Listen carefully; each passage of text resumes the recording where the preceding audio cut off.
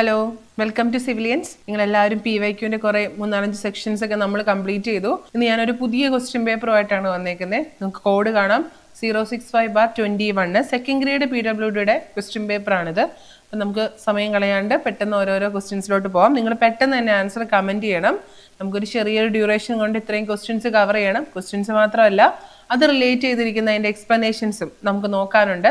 അതുകൊണ്ട് കുറച്ചും കൂടെ ഒക്കെ ഒന്ന് സ്പീഡായിട്ട് നിങ്ങളിപ്പം ഓൾറെഡി അടുത്ത എക്സാംസിൻ്റെ ഒക്കെ കൺഫർമേഷൻ ഒക്കെ കൊടുത്ത് ജൂൺ 30 ഒരു 4 എക്സാം, കുറച്ച് പേർക്ക് 4 ആയിരിക്കും, കുറച്ച് പേർക്ക് 5 ആയിരിക്കാം, എക്സാംസ് നിങ്ങൾ എക്സ്പെക്ട് ചെയ്തിരിക്കുന്നതാണ്. ഓൾറെഡി നിങ്ങളുടെ കയ്യിൽ സിലബസും കിട്ടിക്കഴിഞ്ഞാണ്. നിങ്ങൾ നല്ലൊരു പ്രിപ്പറേഷൻ ചെയ്തുകൊണ്ടിരിക്കുകയാണെന്ന് ഞാൻ പ്രതീക്ഷിക്കുന്നു. അപ്പോൾ അതിൻ്റെ കൂട്ടത്തിൽ ഒരു അഡീഷണൽ ബൂസ്റ്റ് പോലെയാണ് സിവിലിയൻസിൻ്റെ ഈ ഒരു ക്വസ്റ്റ്യൻ പേപ്പർ ഡിസ്കഷൻ നിങ്ങൾക്ക് കിട്ടുന്നത്. അപ്പോൾ മാക്സിമം പഠിച്ച പോർഷൻസിൽ ഒരു ക്വസ്റ്റ്യനും നിങ്ങളുടെ കയ്യിൽ നിന്ന് പോകുന്നില്ല.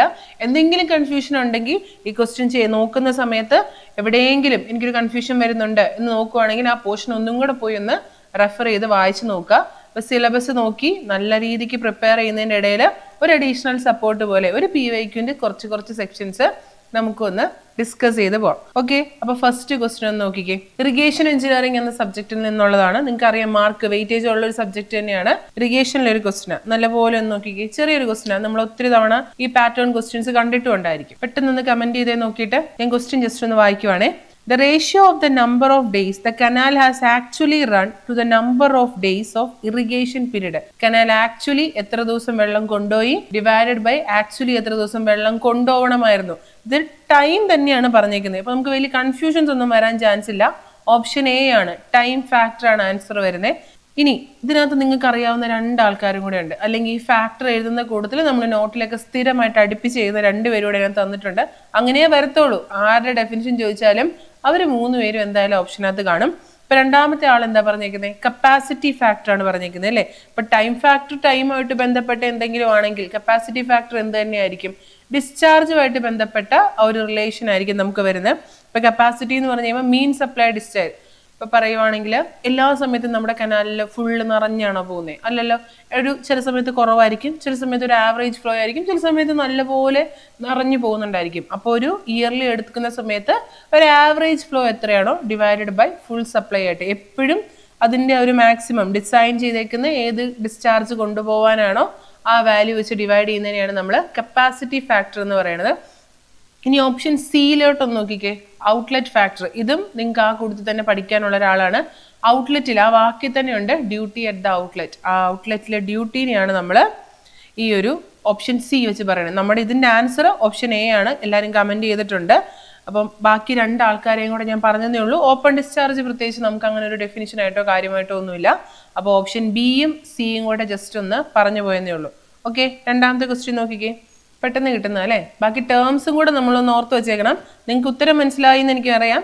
ബാക്കിയുള്ള ആൾക്കാരും നമ്മളോട് ചോദിക്കാത്ത ആളാണെങ്കിൽ പോലും ഓപ്ഷനുള്ളവരും കൂടെ എന്താണെന്ന് നോക്കിയേക്കാം. ഓപ്ഷൻ ബി ആണ് ആൻസർ. കംപ്രസിബിലിറ്റി ആണ്. The property of liquid by virtue of which liquid undergo change in volume. ഒരു volume change with respect pressure കൊടുക്കുന്ന അനുസരിച്ച് ചേഞ്ച് ഇൻ പ്രഷറിനനുസരിച്ച് ഒരു വോളിയം ചേഞ്ച് ഉണ്ടെങ്കിൽ കംപ്രസിബിലിറ്റി ആണ്. ഓപ്ഷൻ ബി ആണ് കറക്റ്റ് ആൻസർ ആണ്. ഇനി അങ്ങനെയാണെങ്കിൽ എന്താണ് വിസ്കോസിറ്റി, എന്താണ് ക്യാപ്പിലാരിറ്റി, എന്താണ് സർഫസ് ടെൻഷൻ? ഇവർ 3 പേരും കൂടെ എന്താന്ന് ചെറുതായിട്ടൊന്ന് ആലോചിച്ച് നോക്കിയേ. വിസ്കോസിറ്റി എന്തായിരുന്നു നമ്മൾ പറഞ്ഞുകൊണ്ടിരുന്നത്? വിസ്കോസിറ്റി നിങ്ങൾ ഒത്തിരി തവണ ഈ സബ്ജക്ട് ഇറിഗേഷനിലാണെങ്കിൽ പോലും നമ്മൾ ഇടയ്ക്കിടയ്ക്ക് യൂസ് ചെയ്യുന്ന ഒരാളാണ്. FM നിങ്ങൾക്ക് ഡീറ്റെയിൽ ആയിട്ട് കൈനമാറ്റിക്കും ഡൈനാമിക്കും ഉണ്ട്. ഇപ്പം ഞാൻ തൽക്കാലം പറയുന്നില്ല, നമുക്ക് മുന്നോട്ടൊരു ക്വസ്റ്റ്യൻ്റെ യൂണിറ്റ് വരുന്നുണ്ട്. അപ്പോൾ അതിനെപ്പറ്റി കുറച്ചുകൂടെ ഒന്ന് ഡീറ്റെയിൽ ആയിട്ട് പറയാം. വിസ്കോസിറ്റി എന്തായിരുന്നു? ഒരു ഇന്റേണൽ റെസിസ്റ്റൻസ് ആണ്, അല്ലേ? ഒരു ഫ്ലോക്കെതിരെയുള്ള ഒരു റെസിസ്റ്റൻസിനെയാണ് നമ്മൾ വിസ്കോസിറ്റി എന്ന് വെച്ച് പറയുന്നത്. ഇനി എന്തായിരിക്കും ക്യാപ്പിലാരിറ്റി? നിങ്ങൾ ക്യാപ്പിലാരിറ്റി റൈസ്, ക്യാപ്പിലാരിറ്റി ഫോള് എന്നൊക്കെ പറഞ്ഞ് പഠിച്ചിട്ടുണ്ടല്ലോ. ഒരു ട്യൂബിൻ്റെ ഉള്ളിലൂടെ വാട്ടർ റൈസ് ചെയ്ത് പോകുന്നതൊക്കെ, ഇതൊക്കെ നമ്മുടെ ഹൈഡ്രോളിക്സിനകത്ത് വരുന്ന പോർഷൻസ് ആണ്. അതുപോലെ തന്നെ സർഫസ് ടെൻഷൻ, കൊഹോഷൻ കാരണമാണ്. സർഫസ് ടെൻഷൻ എന്തായിരുന്നു എന്നുള്ള കാര്യം ഒന്ന് ആലോചിച്ച് നോക്കണം. വാട്ടറിൻ്റെ ഒരു ടോപ്പ് ലെവലിൽ ഞാൻ ഇതിന് മുന്നത്തെ ഒരു ക്വസ്റ്റ്യൻ പേപ്പറിനകത്ത് പറഞ്ഞിട്ടുള്ള ഒരാളും കൂടിയാണെന്ന് എനിക്ക് തോന്നുന്നു, എക്സ്പ്ലെയിൻ ചെയ്തിട്ടുണ്ട്. അപ്പോൾ എന്തെങ്കിലും ഡൗട്ട് ഉണ്ടെങ്കിൽ നിങ്ങളൊന്ന് മുന്നേ എടുത്ത് നോക്കുക. ഇല്ലേ തന്നെ നിങ്ങൾക്ക് ഓൾറെഡി കൃത്യമായിട്ട് അറിയാവുന്നവരായിരിക്കും, അല്ലേ? ഫൈനൽ സ്റ്റേജ് ഓഫ് റിവിഷനിൽ കൂടെ പൊയ്ക്കൊണ്ടിരിക്കുമായിരിക്കും. നല്ലപോലെ റിവിഷൻസ് ഒക്കെ മുന്നോട്ട് പോട്ടെ. ഓക്കെ, തേർഡ് ക്വസ്റ്റ്യനിലോട്ട് നോക്കിക്കേ. ഇത് പെട്ടെന്ന് പറയാൻ പറ്റും, വളരെ കുഞ്ഞൊരു ക്വസ്റ്റ്യൻ അല്ലേ? A ആണ്, അതുപോലെ തന്നെ B ആണ്. ഇനി 3ന്റെ ആൻസറും കൂടെ ഒന്ന് പറയാം. ഞാൻ ജസ്റ്റ് ക്വസ്റ്റ്യൻ ഒന്ന് വായിക്കുവാണേ. To make to make out an estimate for a work which datas are necessary. ഒരു എസ്റ്റിമേറ്റ് പ്രിപ്പയർ ചെയ്യാൻ വേണ്ടിയിട്ട് താഴെ തന്നിരിക്കുന്നതിൽ ഏതൊക്കെയാണ് നിങ്ങൾക്ക് നിർബന്ധമായിട്ടും വേണ്ടത്? നമ്മൾ ഇത് പഠിക്കുന്ന സമയത്ത് ഒരു ഷോർട്ട് ഫോം ഒക്കെ ഇട്ട് പഠിക്കുന്നതായിരുന്നു അല്ലേ? എന്തായിരുന്നു? DSR എന്നും പറഞ്ഞ് ഡ്രോയിങ് ഉണ്ടായിരിക്കും, സ്പെസിഫിക്കേഷൻസ് ഉണ്ടായിരിക്കും, റേറ്റും ഉണ്ടായിരിക്കും. ഇത് മൂന്നും ഉണ്ടെങ്കിൽ മാത്രമേ നമുക്ക് പ്രോപ്പർ ആയിട്ട് എന്ത് ചെയ്യാൻ പറ്റത്തുള്ളൂ? ഒരു എസ്റ്റിമേറ്റ് പ്രിപ്പയർ ചെയ്യാൻ പറ്റുള്ളൂ. കറക്റ്റ് ആൻസർ ആണ് ഓപ്ഷൻ ഡി ആണ് ആൻസർ വരുന്നത്. ഡ്രോയിങ് ഉണ്ടായിരിക്കണം, അതുപോലെ തന്നെ സ്പെസിഫിക്കേഷൻസും ഉണ്ടായിരിക്കണം, അതിന്റെ കറസ്പോണ്ടിങ് ആയിട്ടുള്ള ഓരോ ഐറ്റത്തിന്റെയും റേറ്റും ഉണ്ടായിരിക്കണം. ഈ മൂന്ന് ആൾക്കാരെയും പറ്റി കൃത്യമായി പറഞ്ഞാൽ മാത്രമേ നമുക്ക് എന്ത് ചെയ്യാൻ പറ്റത്തുള്ളൂ? ആ ഒരു എസ്റ്റിമേറ്റ് കറക്റ്റ് ആയിട്ട് കൊണ്ടുവരാൻ പറ്റുള്ളൂ. ഓപ്ഷൻ ഡി ആണ്. എല്ലാവരും കറക്റ്റ് ആയിട്ട് ആൻസർ പറഞ്ഞിട്ടുണ്ട്. 4ാമത്തെ ക്വസ്റ്റ്യൻ നോക്കി, നിങ്ങൾ കാണാൻ ചാൻസ് ഉള്ളതാണ്. സേഫ് ബിയറിംഗ് കപ്പാസിറ്റി ആണ് ചോദിച്ചേക്കുന്നത്. ഹാർഡ് റോക്കിന്റെ കേസിൽ ഒരു ഡിഫക്ട്സോ ലാമിനേഷൻസോ അതായത് പാടുകളൊന്നും ഇല്ലാണ്ട് കറക്റ്റ് ആയിട്ടുള്ള maximum safe bearing capacity unit ആണ് ശ്രദ്ധിക്കേണ്ടത്. വാല്യൂ നിങ്ങൾ പഠിച്ചിട്ടുണ്ടെന്ന് എനിക്ക് ഏകദേശം മനസ്സിലാവുന്നുണ്ട്. യൂണിറ്റ് കൃത്യമായിട്ട് നോക്കണം കേട്ടോ. ഏത് യൂണിറ്റ് ആണ്?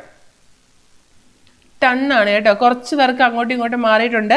330 ടൺ പെർ മീറ്റർ സ്ക്വയർ ആണ് ആൻസർ വരുന്നത്. കിലോഗ്രാം പെർ സെന്റിമീറ്റർ സ്ക്വയർ അല്ല. അതുകൊണ്ട് ഞാൻ ഒന്നും കൂടെ നിങ്ങളുടെ അടുത്ത് പറയുവാണ്, യൂണിറ്റ് ശ്രദ്ധിച്ചേക്കണം. ഈ 330 എന്നുള്ള വാല്യൂ മാത്രം കാണാണ്ട് പഠിച്ചു വെച്ചേക്കരുത്. ഹാർഡ് റോക്കിന്റെ കേസിൽ സേഫ് ബിയറിംഗ് കപ്പാസിറ്റി എന്ന് പറയുന്നത് 330 ടൺ പെർ മീറ്റർ സ്ക്വയർ ആണ്. യൂണിറ്റ് നോക്കണം. തെറ്റിപ്പോയത് ആർക്ക് കുറച്ച് പേർക്കുള്ളതിനകത്ത് ആ കിലോഗ്രാം പെർ സെന്റിമീറ്റർ സ്ക്വയർ അങ്ങ് യൂണിറ്റിന്റെ കാര്യത്തിൽ കൺഫ്യൂഷൻ വന്നാലേ ഉള്ളൂ. യൂണിറ്റ് മാറ്റി തരും. ഓവർസിയർ ലെവൽ എക്സാം ആണ്. നിങ്ങൾക്ക് തെറ്റാൻ എവിടെയെങ്കിലും ഒരു സാധ്യത ഉണ്ടെങ്കിൽ ആ സാധ്യതയിൽ നിന്നായിരിക്കും അവർ ക്വസ്റ്റ്യൻ ഇടുന്നത്. അപ്പൊ എന്തെങ്കിലും പഠിക്കുമ്പോൾ എന്ത് ചെയ്യുക? കംപ്ലീറ്റ് ആയിട്ട് പഠിക്കുക. യൂണിറ്റ് പ്രത്യേകിച്ച് യൂണിറ്റ് ഉള്ള ഒരാളുടെ യൂണിറ്റും കൂടെ കൂട്ടി തന്നെ പറഞ്ഞ് പഠിച്ച് പോകണം. എങ്കിലേ നിങ്ങൾക്ക് ഫൈനലായിട്ട് അതിനകത്ത് കുറച്ചും കൂടെ ബെറ്റർ ആയിട്ട് നമുക്ക് സ്കോർ ചെയ്യാനായിട്ട് പറ്റുള്ളൂ. പ്രത്യേകിച്ച് ഓവർസിയർ ലെവലാണ്. നിങ്ങൾക്ക് തന്നെ അറിയാം, നല്ല സ്കോർ ഉണ്ടെങ്കിലേ നമുക്ക് മുന്നോട്ട് കയറി വരാൻ പറ്റുള്ളൂ. ഓക്കെ, 5th ക്വസ്റ്റ്യൻ നോക്കിയേ. ബിൽഡിംഗ് മെറ്റീരിയൽസിലെ പെയിന്റിൽ നിന്നുള്ളൊരു ക്വസ്റ്റ്യനാണ്. Liquid medium used in oil paint. Oil പെയിന്റിൽ യൂസ് ചെയ്യുന്ന ലിക്വിഡ് മീഡിയം എന്താണെന്നാണ് ചോദിച്ചേക്കുന്നത്. ആൻസർ ഏതാ? ഓപ്ഷൻ എ ആണ്. ലിൻസീഡ് ഓയിൽ ആണ് ആൻസർ വരുന്നത്. ഇത് എന്തായിരുന്നു?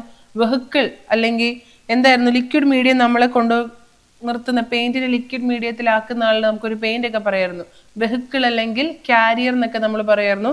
നമുക്കതിന് എക്സാമ്പിൾസ് പഠിക്കാനുണ്ട്. ഈ പറയുന്ന എന്താ പറയാ, ലിൻസീഡ് ഓയിൽ മാത്രമല്ല, നിങ്ങൾ അതിന് കോഡ് എല്ലാം ഓർക്കുന്നുണ്ടോ എന്ന് എനിക്കറിയത്തില്ല. പ്ലാന്റ് എന്ന് പറഞ്ഞൊരു കോഡ്, അതിനകത്ത് PL ഇച്ചിരി ചെറുതാണ്. കാരണം പുള്ളിനെ പറ്റി നമുക്ക് കാര്യമായ മെൻഷൻസ് ഒന്നും പറയാനില്ല. പ്ലാന്റ് എന്നുള്ള രീതിക്ക് പോപ്പി ആയിരിക്കും. L എന്ന് പറയുന്ന ലിൻസീഡ് ഓയിലാണ്. പോപ്പി ഓയിൽ, ലിൻസീഡ് ഓയിൽ, നട്ട് ഓയിൽ, ടങ് ഓയിൽ എന്നൊക്കെ പറഞ്ഞ് ഇങ്ങനെ ഒരു ചെറിയ ഷോർട്ട് ഫോം ഒക്കെ എല്ലാവർക്കും അറിയാമെന്ന് എനിക്ക് തോന്നുന്നു. പിന്നെ ഇതിന്റെ ഫംഗ്ഷൻ എവിടെ യൂസ് ചെയ്യുന്നു എന്നുള്ളതിന്റെ ബേസ്ഡ് ആണ്. ചിലത് സുപ്പീരിയർ വർക്കിലായിരിക്കും, ചിലർ അത്ര സുപ്പീരിയർ അല്ലാത്ത വർക്കിനകത്തുണ്ടായിരിക്കും, എക്സ്റ്റീരിയർ ആയിട്ടുള്ള സർഫസിലുണ്ടായിരിക്കും. അപ്പൊ അതൊക്കെ ഒന്ന് നോക്കിയിട്ടേക്കുക. ഇവിടെ ഓയിൽ പെയിന്റിൽ യൂസ് ചെയ്യുന്ന ഏതാണെന്നാണ് ചോദിച്ചേക്കുന്നത്. ലിൻസീഡ് ഓയിലാണ് ആൻസർ വരുന്നത്. അപ്പൊ വെഹിക്കിൾ അല്ലെങ്കിൽ കാരിയർ ആണ്. അതിന്റെ എക്സാമ്പിൾസ് തന്നിരിക്കുന്നതിൽ വെഹിക്കിൾ അല്ലാത്ത ആരാണെന്നൊക്കെ ചോദിച്ചൊക്കെ ക്വസ്റ്റ്യൻ വരാറുണ്ട്. അപ്പൊ അതൊന്ന് നോക്കിയിട്ട് പോകണം. എന്തെങ്കിലും കൺഫ്യൂഷൻസ് ഉണ്ടെങ്കിൽ ഇത് ചെയ്ത് കഴിഞ്ഞ് കഴിയുമ്പോൾ ആ നോട്ടിന്റെ ആ ഒരു പോർഷൻ എടുത്തൊന്ന് വായിക്കുക. അപ്പൊ നിങ്ങൾക്ക് എക്സാം ആകുമ്പോഴത്തേക്കും എല്ലാം മനസ്സിൽ കൃത്യമായിട്ട് വന്നോളും. ഓക്കെ, 6th ക്വസ്റ്റ്യൻ നോക്കിക്കേ.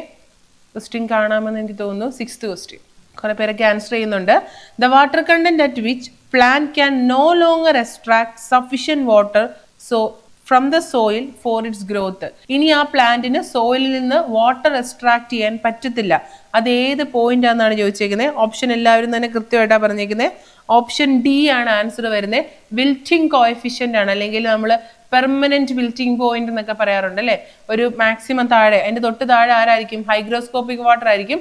അതിന്റെ മേളിൽ വരുന്നത് കാപ്പിലറി വാട്ടർ ആയിരിക്കും. നിങ്ങൾ ആ ഒരു ഡയഗ്രാം ഒക്കെ ഒന്ന് ആലോചിച്ച് നോക്കണം. എന്താണ് ഗ്രാവിറ്റേഷണൽ വാട്ടർ, എന്താണ് കാപ്പിലറി വാട്ടർ, എന്താണ് ഹൈഗ്രോസ്കോപ്പിക് വാട്ടർ, അവൈലബിൾ ആവുന്നതാണോ അവൈലബിൾ ആവാത്തതാണോ, അതെല്ലാം ഓർക്കണം. അതിന്റെ ഡയഗ്രത്തിന്റെ ഒരു സൈഡിൽ ഇത്രയും പേരുകളും മറ്റേ സൈഡിൽ permanent wilting point, field capacity, saturation limit, ഇതെല്ലാം ഒന്ന് മൈൻഡിലോട്ട് വരണം കേട്ടോ, എന്തൊക്കെയായിരുന്നു എന്നുള്ള കാര്യമൊക്കെ. അപ്പൊ ആൻസർ കറക്റ്റ് ആണ്. ഇനി പ്ലാന്റിന് ഗ്രോ ചെയ്യാൻ പറ്റില്ലാത്ത ആ ഒരു വാട്ടർ ലിമിറ്റിനാണ് നമ്മൾ wilting coefficient, permanent wilting point തന്നെ പറഞ്ഞേക്കുന്നതാണ്. ഓക്കെ, അടുത്ത ആളെ നോക്കിക്കേ. എപ്പോഴും വരുന്ന ഒരു കുറച്ച് നാളുകൾക്ക് ശേഷം എന്ന് വേണമെങ്കിൽ പറയാം. ഇപ്പൊ കുറച്ച് നാളായിട്ട് ഈ ക്വസ്റ്റ്യൻ കാണുന്നില്ല. ഇനി വരുവാണെങ്കിൽ ഒരു കംബാക്ക് പോലെ നമുക്ക് പറയാൻ പറ്റുന്ന ഒരാളാണ് അല്ലേ. നോക്കിക്കേ, ഞാൻ ജസ്റ്റ് ക്വസ്റ്റ്യൻ ഒന്ന് വായിക്കുവാണ്. It is an impermeable formation which neither contain water nor transmit any water. കണ്ടെയ്നും ചെയ്യുന്നില്ല, അതുപോലെ തന്നെ എന്താണ് ട്രാൻസ്മിറ്റും ചെയ്യുന്നില്ല അല്ലെ. 4 പേരും എന്ത് ചോദിച്ചാലും ഇവർ 4 പേരിൽ ആരുടെ ഡെഫിനിഷൻ ചോദിച്ചാലും 4 പേരും എന്തായാലും നേരത്തെ പിടിച്ച ഓപ്ഷനിൽ കാണും. ഞാൻ ജസ്റ്റ് നിങ്ങൾക്ക് ഒരു എളുപ്പവഴി പറഞ്ഞുതരാം. അക്വിഫർ നിങ്ങൾക്ക് എന്തായാലും അറിയാം, ആ ഒരു ബേസിക് ആളെ നിങ്ങൾക്ക് എപ്പോഴും പഠിച്ചു വച്ചിരിക്കുന്നതായിരിക്കും.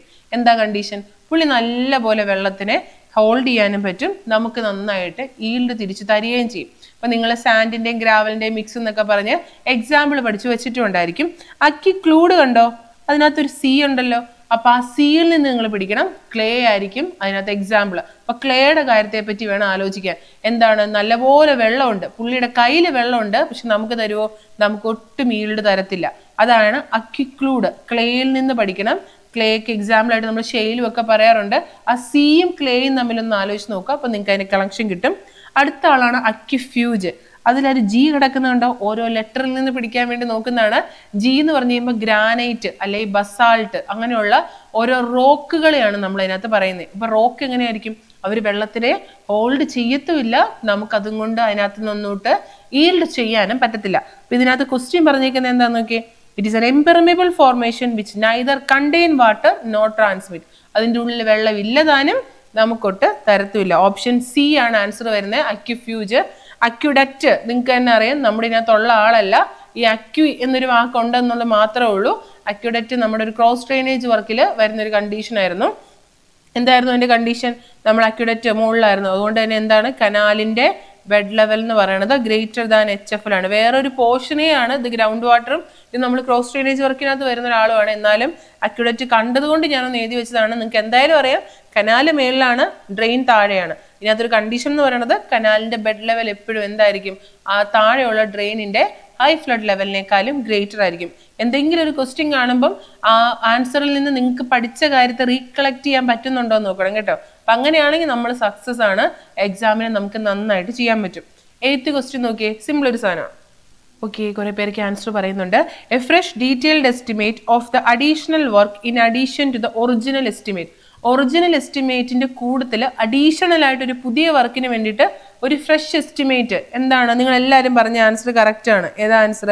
സപ്ലിമെന്ററി എസ്റ്റിമേറ്റ് ആണ്. ഒരു പുതിയ വർക്ക്, ഒരു കുഞ്ഞൊരു ഒരു ചിലപ്പോൾ ഒരൊറ്റ വർക്കായിരിക്കുന്നത്. ഒരൊറ്റ വർക്ക് ഇപ്പം നമ്മൾ വീടൊക്കെ പണിത് വരുന്ന സമയത്ത് പെട്ടെന്നാണ് നമുക്ക് മനസ്സിലായത് അത്യാവശ്യമായിട്ട് മതിൽ കെട്ടേണ്ട സിറ്റുവേഷൻ ഉണ്ട്. അതിനുള്ള എസ്റ്റിമേറ്റ് നമ്മൾ ചിലപ്പോൾ ചെയ്തിട്ടുണ്ടാവില്ല. അപ്പോൾ ഒരു സെപ്പറേറ്റ് ഒരു വർക്ക് അഡീഷണൽ ആയിട്ട് വയ്ക്കുവാണെങ്കിൽ അതിനെയാണ് നമ്മൾ സപ്ലിമെന്ററി എസ്റ്റിമേറ്റ്. അപ്പൊ റിവൈസ്ഡ് എസ്റ്റിമേറ്റ് എന്താ? ഓപ്ഷനിലുള്ള ഒരാളാണ്. റിവൈസ്ഡ് എസ്റ്റിമേറ്റിന് ഒരു 3 കണ്ടീഷൻസ് ഉണ്ട്. 3 സംഭവങ്ങൾ വരുമ്പോഴാണ് നമ്മൾ സാധാരണഗതിയിൽ റിവൈസ്ഡ് എസ്റ്റിമേറ്റ് പ്രിപ്പയർ ചെയ്യാറുള്ളത്. എന്താ, നിങ്ങൾ ഓർക്കുന്നുണ്ടോ? എന്തായിരുന്നു റിവൈസ്ഡ് എസ്റ്റിമേറ്റ്?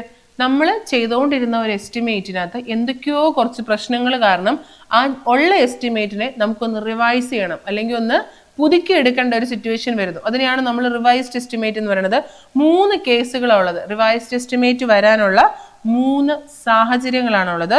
ഒരെണ്ണം എന്ന് പറയുന്നത് നമ്മുടെ സാങ്ഷൻഡ് ആയിട്ടുള്ള എമൗണ്ട് 5%-നേക്കാളും കൂടുതലായിട്ട് എക്സീഡ് ചെയ്യുക. സാങ്ഷൻഡ് എമൗണ്ട് നമ്മൾ പണി ചെയ്തു വന്നപ്പോഴത്തേക്കും 5%-നേക്കാളും കൂടുതൽ എക്സീഡ് ചെയ്തു.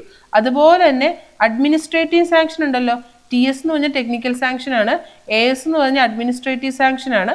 ആ സാങ്ഷൻ ചെയ്ത എമൗണ്ടിനേക്കാളും 10%-ന് മേളിൽ വാല്യൂ ഡീവിയേറ്റ് ചെയ്ത് പോയി. അങ്ങനെയാണെങ്കിൽ നമുക്ക് റിവൈസ് എസ്റ്റിമേറ്റ് നോക്കണം. പിന്നെ 3ാമത്തെ ആൾ നിങ്ങൾക്ക് എല്ലാവർക്കും അറിയായിരിക്കും, മെറ്റീരിയൽ ചേഞ്ച് വന്നു കഴിഞ്ഞാലും എന്ത് തന്നെയായിരിക്കും, നമ്മൾ ഇതേ കേസിൽ റിവൈസ്ഡ് എസ്റ്റിമേറ്റ് ഉണ്ടാക്കണം. റിവൈസ്ഡ് കണ്ടതുകൊണ്ട് ഞാൻ ഈ 3 പോയിന്റ് എന്ന് പറഞ്ഞതേ ഉള്ളൂ. TSന്റെ വാല്യൂ ഗ്രേറ്റർ ദാൻ 5% ആണെങ്കിലും ASന്റെ വാല്യൂ ഗ്രേറ്റർ ദാൻ 10% ആണെങ്കിലും ഒരു മെറ്റീരിയൽ ചേഞ്ച് അല്ലെങ്കിൽ മെറ്റീരിയൽ ഡീവിയേഷൻ ഉണ്ടെങ്കിലും നമ്മൾ എന്ത് ചെയ്യണം? റിവൈസ്ഡ് എസ്റ്റിമേറ്റ് പ്രിപ്പയർ ചെയ്യണം. ആനുവൽ റിപ്പയർ എസ്റ്റിമേറ്റ് നിങ്ങൾക്ക് അറിയാം. നമ്മൾ ഈ ഫ്ലാറ്റിലൊക്കെ താമസിക്കുവാണെങ്കിൽ എന്താ, ഓരോ വർഷവും ചെറിയൊരു എമൗണ്ട് എന്ത് ചെയ്യേണ്ടി വരും? അതിന്റെ ആനുവൽ മെയിൻ്റെനൻസിന് വേണ്ടിയിട്ട് നമ്മൾ മാറ്റി വെക്കേണ്ടതായിട്ട്, അല്ലെങ്കിൽ ആ ഒരു കൺസേൺഡ് ആൾക്കാർക്ക് നമ്മൾ കൊടുക്കേണ്ടതായിട്ട് വരും. ആ ഒരു എമൗണ്ടിനെയാണ് നമ്മൾ എന്തെന്ന് പറയുന്നത്? ആനുവൽ റിപ്പയർ എസ്റ്റിമേറ്റ് എന്ന് പറയുന്നത്. മെയിൻ്റെനൻസ് എസ്റ്റിമേറ്റ് അങ്ങനെ കൃത്യമായ ഒരു ഡെഫിനിഷൻ ഒന്നുമില്ല. മെയിൻ്റെനൻസ് വർക്കിന് വേണ്ടിയിട്ട് ഇപ്പം ഈ ഫ്ലാറ്റിലെ പോലെ തന്നെ നമ്മളിപ്പോൾ വീടൊക്കെ തന്നെ പണിയുവാണെങ്കിൽ ഒരു വർഷം ചിലപ്പോൾ ഇടയ്ക്കിടയ്ക്ക് നമുക്ക് പ്ലംബിംഗ് വർക്കിനൊക്കെ മെയിൻ്റെനൻസ് വേണ്ടി വരും, പെയിന്റിങ്ങിന് വേണ്ടി വരും. ആ ഒരു രീതിയാണ്, അല്ലാണ്ട് കൃത്യമായ ഒരു ഡെഫിനിഷൻ അതിനകത്ത് പറയാനില്ല. 9th ക്വസ്റ്റ്യൻ നോക്കിയേ, നല്ലൊരു ക്വസ്റ്റ്യനാണ്. ഞാൻ നിങ്ങളുടെ നേരത്തെ വിസ്കോസിറ്റിയുടെ 2 എണ്ണം പറയാം എന്നൊക്കെ പറഞ്ഞില്ലായിരുന്നോ? അത് ഈ ഒരു ക്വസ്റ്റ്യനെ ബേസ് ചെയ്ത് പറഞ്ഞതാ. ഇത് കുറച്ച് പേർക്കെങ്കിലും തെറ്റുമെന്ന് എനിക്ക് ഒരു ചെറിയൊരു പ്രതീക്ഷയുണ്ട്. കാരണം യൂണിറ്റ് സെയിമാണ്. അവിടെയാണ് കുഴപ്പം. പിന്നെ ആ ഒരു എന്താ പറയുക 1 ആണോ 0.1 ആണോ 10ഉം 100ലോട്ടൊന്നും ആർക്കും പോകാൻ ചാൻസ് ചെയ്യാൻ കാണുന്നില്ല. 1 ആണോ 0.1 ആണോ? ക്വസ്റ്റ്യൻ നോക്കാം നമുക്ക്. A poise is the unit of viscosity in CGS system of unit. Therefore 1 poise is equal to. തുടങ്ങുന്നതിന് മുന്നേ ഇതെന്ത് വിസ്കോസിറ്റിയാ? കൈനമാറ്റിക് വിസ്കോസിറ്റി ആണോ ഡൈനാമിക് വിസ്കോസിറ്റി ആണോ? രണ്ടിൻ്റെയും യൂണിറ്റ് ചോദിക്കാറുണ്ട്. പോയിസ് എന്ന് കാണുമ്പോൾ തന്നെ നിങ്ങൾ ഓർത്തോണം ആരുടെ യൂണിറ്റ് ആയിരിക്കും അത്? ഈ പറയുന്ന ഡൈനാമിക് വിസ്കോസിറ്റിയുടെ യൂണിറ്റ് ആണ് പോയിസ് എന്ന് പറയുന്നത്. അതിൻ്റെ സ്റ്റാൻഡേർഡ് യൂണിറ്റ് ആണ് അല്ലെങ്കിൽ SI യൂണിറ്റ് ആണ് newton second per metre square എന്ന് പറയുന്നത്. ഒരു പോയിസ് എത്രയായിരിക്കും? ഇതിൻ്റെ ആൻസർ ഏതാ? ഓപ്ഷൻ ബി ആണ് വരുന്നത്. 0.1 newton second per metre square ആണ്. ഇപ്പൊ എക്സാമ്പിൾ പറയുവാണെങ്കിൽ നിങ്ങൾ ഇങ്ങനെ ആയിരിക്കും പഠിച്ചേക്കുന്നത് 1 newton second per metre square is equal to 10 poise ആണ് ആയിരിക്കുമല്ലോ. ഞാനൊക്കെ ഇങ്ങനെയാണ് പഠിച്ചു വെച്ചേക്കുന്നത്. 1 newton second per metre square എന്ന് പറയുന്നത് 10 പോയിസാണ്. അപ്പൊ ഇവിടെ എന്താ ചോദിച്ചേക്കുന്നത്? ഒരു പോയിസ് എന്താന്നാ നേരെ ആ 10 എന്ത് ചെയ്താൽ മതി? ഇതിന്റെ താഴത്തോട്ട് അങ്ങ് വന്നാൽ മതി. അപ്പൊ 1/10 എന്ന് വരും 0.1. ഇത് തിരിഞ്ഞു പോകാനുള്ള ചാൻസ് ഞാൻ നിങ്ങളുടെ അടുത്ത് പറയാൻ കാരണം ഇതാണ്. എന്തോ ഈക്വൽ ടു 1 ആണെന്ന് നിങ്ങൾ പഠിക്കും. ആരാണ് ഈക്വല്, ആരാണ് അപ്പുറം കിടക്കുന്നതെന്നുള്ള കാര്യം 1 ആയിരിക്കും നമ്മുടെ മൈൻഡിൽ ഏറ്റവും കൂടുതൽ സ്ട്രൈക്ക് ചെയ്യുന്നത്. അതിന് കാരണം നമ്മൾ പഠിച്ചു വെച്ചിരിക്കുന്നത് ഇങ്ങനെയാ. 1 newton second per metre square equal to 10 poise. അപ്പോൾ 10 ആണോ 1 ആണോ? ആകെ മൊത്തത്തിൽ ഒരു കൺഫ്യൂഷനാണ്. പോയിസ് ആണ് ചോദിച്ചേക്കുന്നത്, ഡിവിഷൻ വരും. അപ്പോൾ കൊണ്ട് 1/10 അല്ലെങ്കിൽ 0.1 newton second per metre square. അപ്പോൾ ഡൈനാമിക് വിസ്കോസിറ്റി ആണെന്ന് ഞാൻ പറഞ്ഞു, പോയിസ് ഉണ്ട്. അങ്ങനെയാണെങ്കിൽ ഈ കൈനമാറ്റിക് വിസ്കോസിറ്റി എന്താണെന്ന് പറഞ്ഞു. കൈനമാറ്റിക് വിസ്കോസിറ്റി എന്താണെന്ന് പറഞ്ഞില്ലെങ്കിലും ഈ പറയുന്നതിൻ്റെ യൂണിറ്റ് എന്തായിരുന്നു? കൈനമാറ്റിക് വിസ്കോസിറ്റിയുടെ സ്റ്റാൻഡേർഡ് യൂണിറ്റ് എന്ന് പറയുന്നത് അല്ലെങ്കിൽ SI യൂണിറ്റ് എന്ന് പറയുന്നത് മീറ്റർ സ്ക്വയർ പെർ സെക്കൻഡ് ആണ് വരുന്നത്. ഇനി അതിനും നമുക്ക് ഇവിടെ പോയിസ് പറഞ്ഞതുപോലെ ഒരാളെ പഠിക്കാനുണ്ട്. ആരാ ഉള്ളത്? സ്റ്റോക്ക് എന്ന് പറഞ്ഞ് നമ്മൾ പഠിക്കാറുണ്ട്. സ്റ്റോക്ക് അല്ലെങ്കിൽ സെന്റിമീറ്റർ സ്ക്വയർ പെർ സെക്കൻഡ്. ഇത് ഏതെങ്കിലും ഒരെണ്ണം നമുക്ക് പറയാം. സ്റ്റോക്ക് എന്ന് പറഞ്ഞു കഴിഞ്ഞാൽ കൈനമാറ്റിക് ആണ് ഉദ്ദേശിക്കുന്നത്. നമ്മൾ ഡെൻസിറ്റി വെച്ചിട്ട് ഡിവൈഡ് ചെയ്താൽ മതി, നമുക്ക് പെട്ടെന്ന് റിലേഷൻ ഒക്കെ കിട്ടും. ഒന്ന് ഓർത്ത് വെച്ചേക്കണം എന്തൊക്കെയാണ് നമ്മൾ പഠിച്ചതെന്നും പറഞ്ഞതെന്നും കാര്യങ്ങളൊക്കെ. അപ്പം പോയിസും അതുപോലെ തന്നെ സ്റ്റോക്കും സ്ഥിരമായിട്ട് വരാറുള്ളൊരു ക്വസ്റ്റ്യൻ ആണ്. അപ്പോൾ ഒന്ന് നോക്കി വെച്ചേക്കുക. അപ്പോൾ പോയിസ് ആണ് ചോദിച്ചേക്കുന്നത്. ഓപ്ഷൻ ബി ആണ്. ഓപ്ഷൻ എയും ബിയും സിയും ഒക്കെ നിങ്ങൾക്ക് കൺഫ്യൂഷൻ വരും. പഠിക്കുമ്പോൾ ഞാൻ പറഞ്ഞല്ലോ, ഒരു സാധനം നിങ്ങൾ പഠിച്ചാൽ അത് വ്യക്തമായിട്ട് പഠിച്ചിട്ട് പോകണം. ഡൈനാമിക് വിസ്കോസിറ്റിയുടെ യൂണിറ്റും കൈനമാറ്റിക് വിസ്കോസിറ്റിയുടെ യൂണിറ്റും എല്ലാം ചോദിക്കാറുള്ളതാണ്. അതും ഈ പോയിസും സ്റ്റോക്കും എല്ലാം വരുന്നതാണ്. അപ്പോൾ അതൊക്കെ നന്നായിട്ട് തറവായിട്ട് നോക്കണം കേട്ടോ. ഓക്കെ, 10ാമത്തെ ക്വസ്റ്റ്യൻ നോക്കിക്കേ. എസ്റ്റിമേഷനിൽ തന്നെയുള്ളൊരു ക്വസ്റ്റ്യനാണ്. ജസ്റ്റ് ഒന്ന് റബ്ബ് ചെയ്തെന്നേ ഉള്ളേ. ഇവിടെ എല്ലാവരും കൂടെ ഇങ്ങനെ കൂടി കിടക്കുന്നത് കൊണ്ടേ നിങ്ങൾക്ക് എന്തെങ്കിലും കൺഫ്യൂഷൻസ് ഉണ്ടെങ്കിൽ ആ വീഡിയോ ഒന്ന് ജസ്റ്റ് ഒന്ന് ബാക്ക് അടിച്ച് നോക്കിയാൽ മതി, അതവിടെ കിടക്കും. Okay, work charge establishment provided in percentage of estimated cost. Work charge എസ്റ്റാബ്ലിഷ്മെന്റാണ് പറയുന്നത്. ഇത് നമുക്ക് എപ്പോഴും ഡൗട്ട് വരുന്ന ആൾക്കാരായിരിക്കും. എന്താണ് ടൂൾസ് ആൻഡ് പ്ലാന്റ്, എന്താണ് വർക്ക് ചാർജ് എസ്റ്റാബ്ലിഷ്മെന്റ്, കണ്ടിജൻസീസ് എന്താണ്? അത് രണ്ടെണ്ണത്തിലുണ്ടല്ലേ. ഡീറ്റെയിൽഡ് എസ്റ്റിമേറ്റിലും ഉണ്ട്. നമ്മൾ അതുപോലെ തന്നെ റഫ് എസ്റ്റിമേറ്റ് എടുക്കുന്ന സമയത്ത് നമ്മൾ ഇതേ രീതി തന്നെ പറയാറുണ്ട് രണ്ട് വാല്യൂസ്. കോൺട്രാക്ടേഴ്സ് പ്രോഫിറ്റ് വലിയ പ്രശ്നം കാണത്തില്ലായിരിക്കും, 10% എന്നുള്ള രീതിക്ക്. അതുപോലെ തന്നെ ഈ പറയണ നമ്മൾ കണ്ടിജൻസീസ് എന്നുള്ള രീതിക്ക് എടുക്കുന്ന വാല്യൂസും ചിലപ്പം 3 to 5, 5 to 10 ആ ഒരു വാല്യൂ നിങ്ങൾക്ക് ഡൗട്ട് വരാൻ അത്ര ചാൻസ് ഇല്ല. നിങ്ങൾ ആദ്യം ഇങ്ങനെ ഒന്ന് ആലോചിക്കുന്നത്. ഞാൻ എപ്പോഴും ഓർക്കുന്ന ഒരു കാര്യം ഇങ്ങനെയാണ്. നമ്മളൊരു സൈറ്റിൽ പോവാം, ആദ്യം പണിക്കാരെ കൊണ്ട് ഇറക്കിയിട്ട് എന്തെങ്കിലും കാര്യമുണ്ടോ? നിങ്ങൾ തന്നെ ആലോചിച്ച് നോക്കുക. വർക്ക് ചാർജ് എസ്റ്റാബ്ലിഷ്മെന്റ് എന്ന് പറയുമ്പം അതെന്തായിരിക്കും? അത് നമ്മൾ ഈ ലേബേഴ്സിന് കൊടുക്കുന്ന പൈസയാണ്. അതിന് മുന്നേ അതിലേക്കുള്ള സാധനങ്ങൾ നമ്മൾ കൊണ്ടുവരണ്ടേ? ഒരു സ്ഥലത്ത് ഒരു സൈറ്റിൽ നമ്മൾ ആളെ ഇറക്കുന്നതിന് മുന്നേ അവിടെ ആവശ്യമുള്ള മെഷീനറീസ്, പണിക്കാർ വന്നാൽ പണിയെടുക്കാനുള്ള സാധനങ്ങൾ, മെറ്റീരിയൽസും കാര്യങ്ങളൊക്കെ ഇറക്കണമല്ലോ. അപ്പം ഞാൻ ഇങ്ങനെയാണ് ആദ്യം ഓർത്ത് വെച്ചേക്കുന്നത്. ആദ്യം എനിക്ക് എന്ത് വരണം? ടൂൾസ് ആൻഡ് പ്ലാന്റ്സ് വരണം. ടൂൾസ് ആൻഡ് പ്ലാന്റ്, അതായത് ആ സാധനങ്ങളൊക്കെ വയ്ക്കാനുള്ള കാര്യങ്ങളൊക്കെ വരണം. അതിനുശേഷമാണ് വർക്ക് ചാർജ് എസ്റ്റാബ്ലിഷ്മെന്റ്. ഞാൻ WCE എന്ന് എഴുതിയതേ ഉള്ളൂ. പണിക്കാർക്ക് പൈസ കൊടുക്കണം. ആദ്യം എന്ത് വരണം? എക്യുപ്മെന്റ്സ് വന്നിട്ട് വേണം പണിക്കാരെ കൊണ്ടുവന്ന് പണിക്കാർക്ക് പൈസ കൊടുക്കാൻ. അപ്പൊ തുടക്കം എവിടെ നിന്നേ തുടങ്ങത്തുള്ളൂ?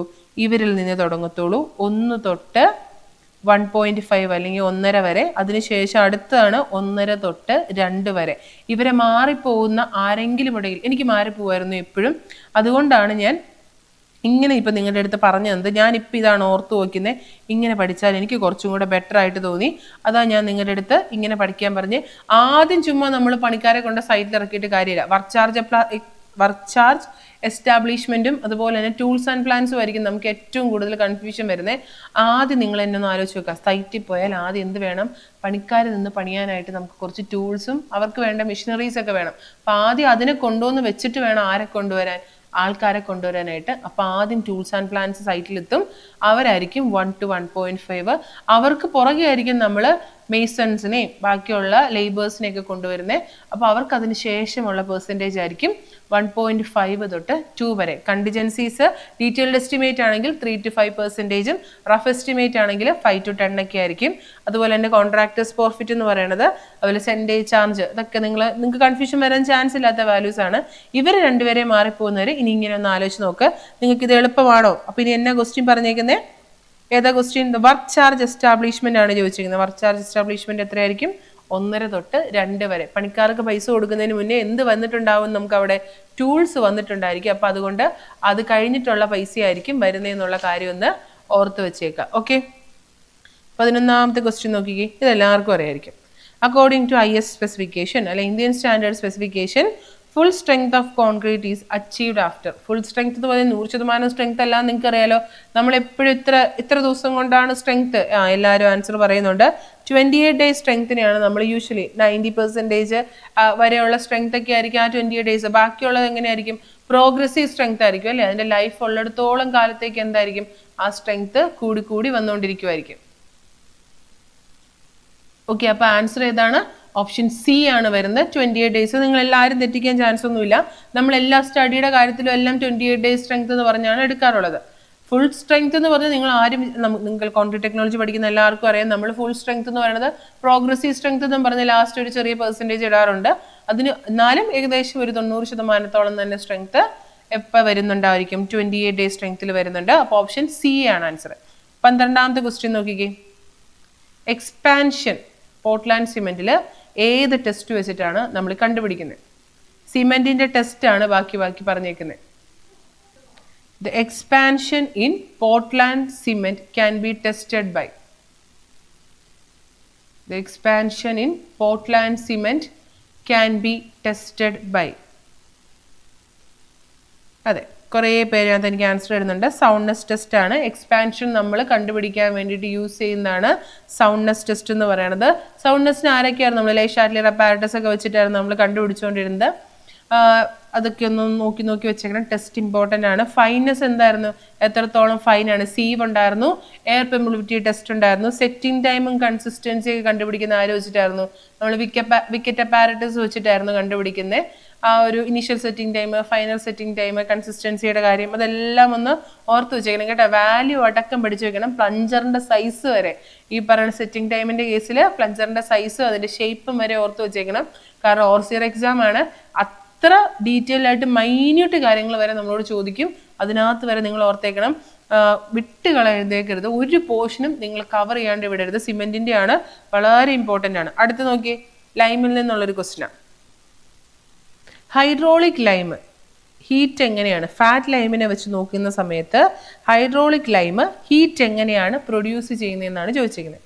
ഹൈഡ്രോളിക് ലൈം സെയിം ആണോ, ലെസ് ആണോ, മോർ ആണോ, ഈക്വൽ ആണോ?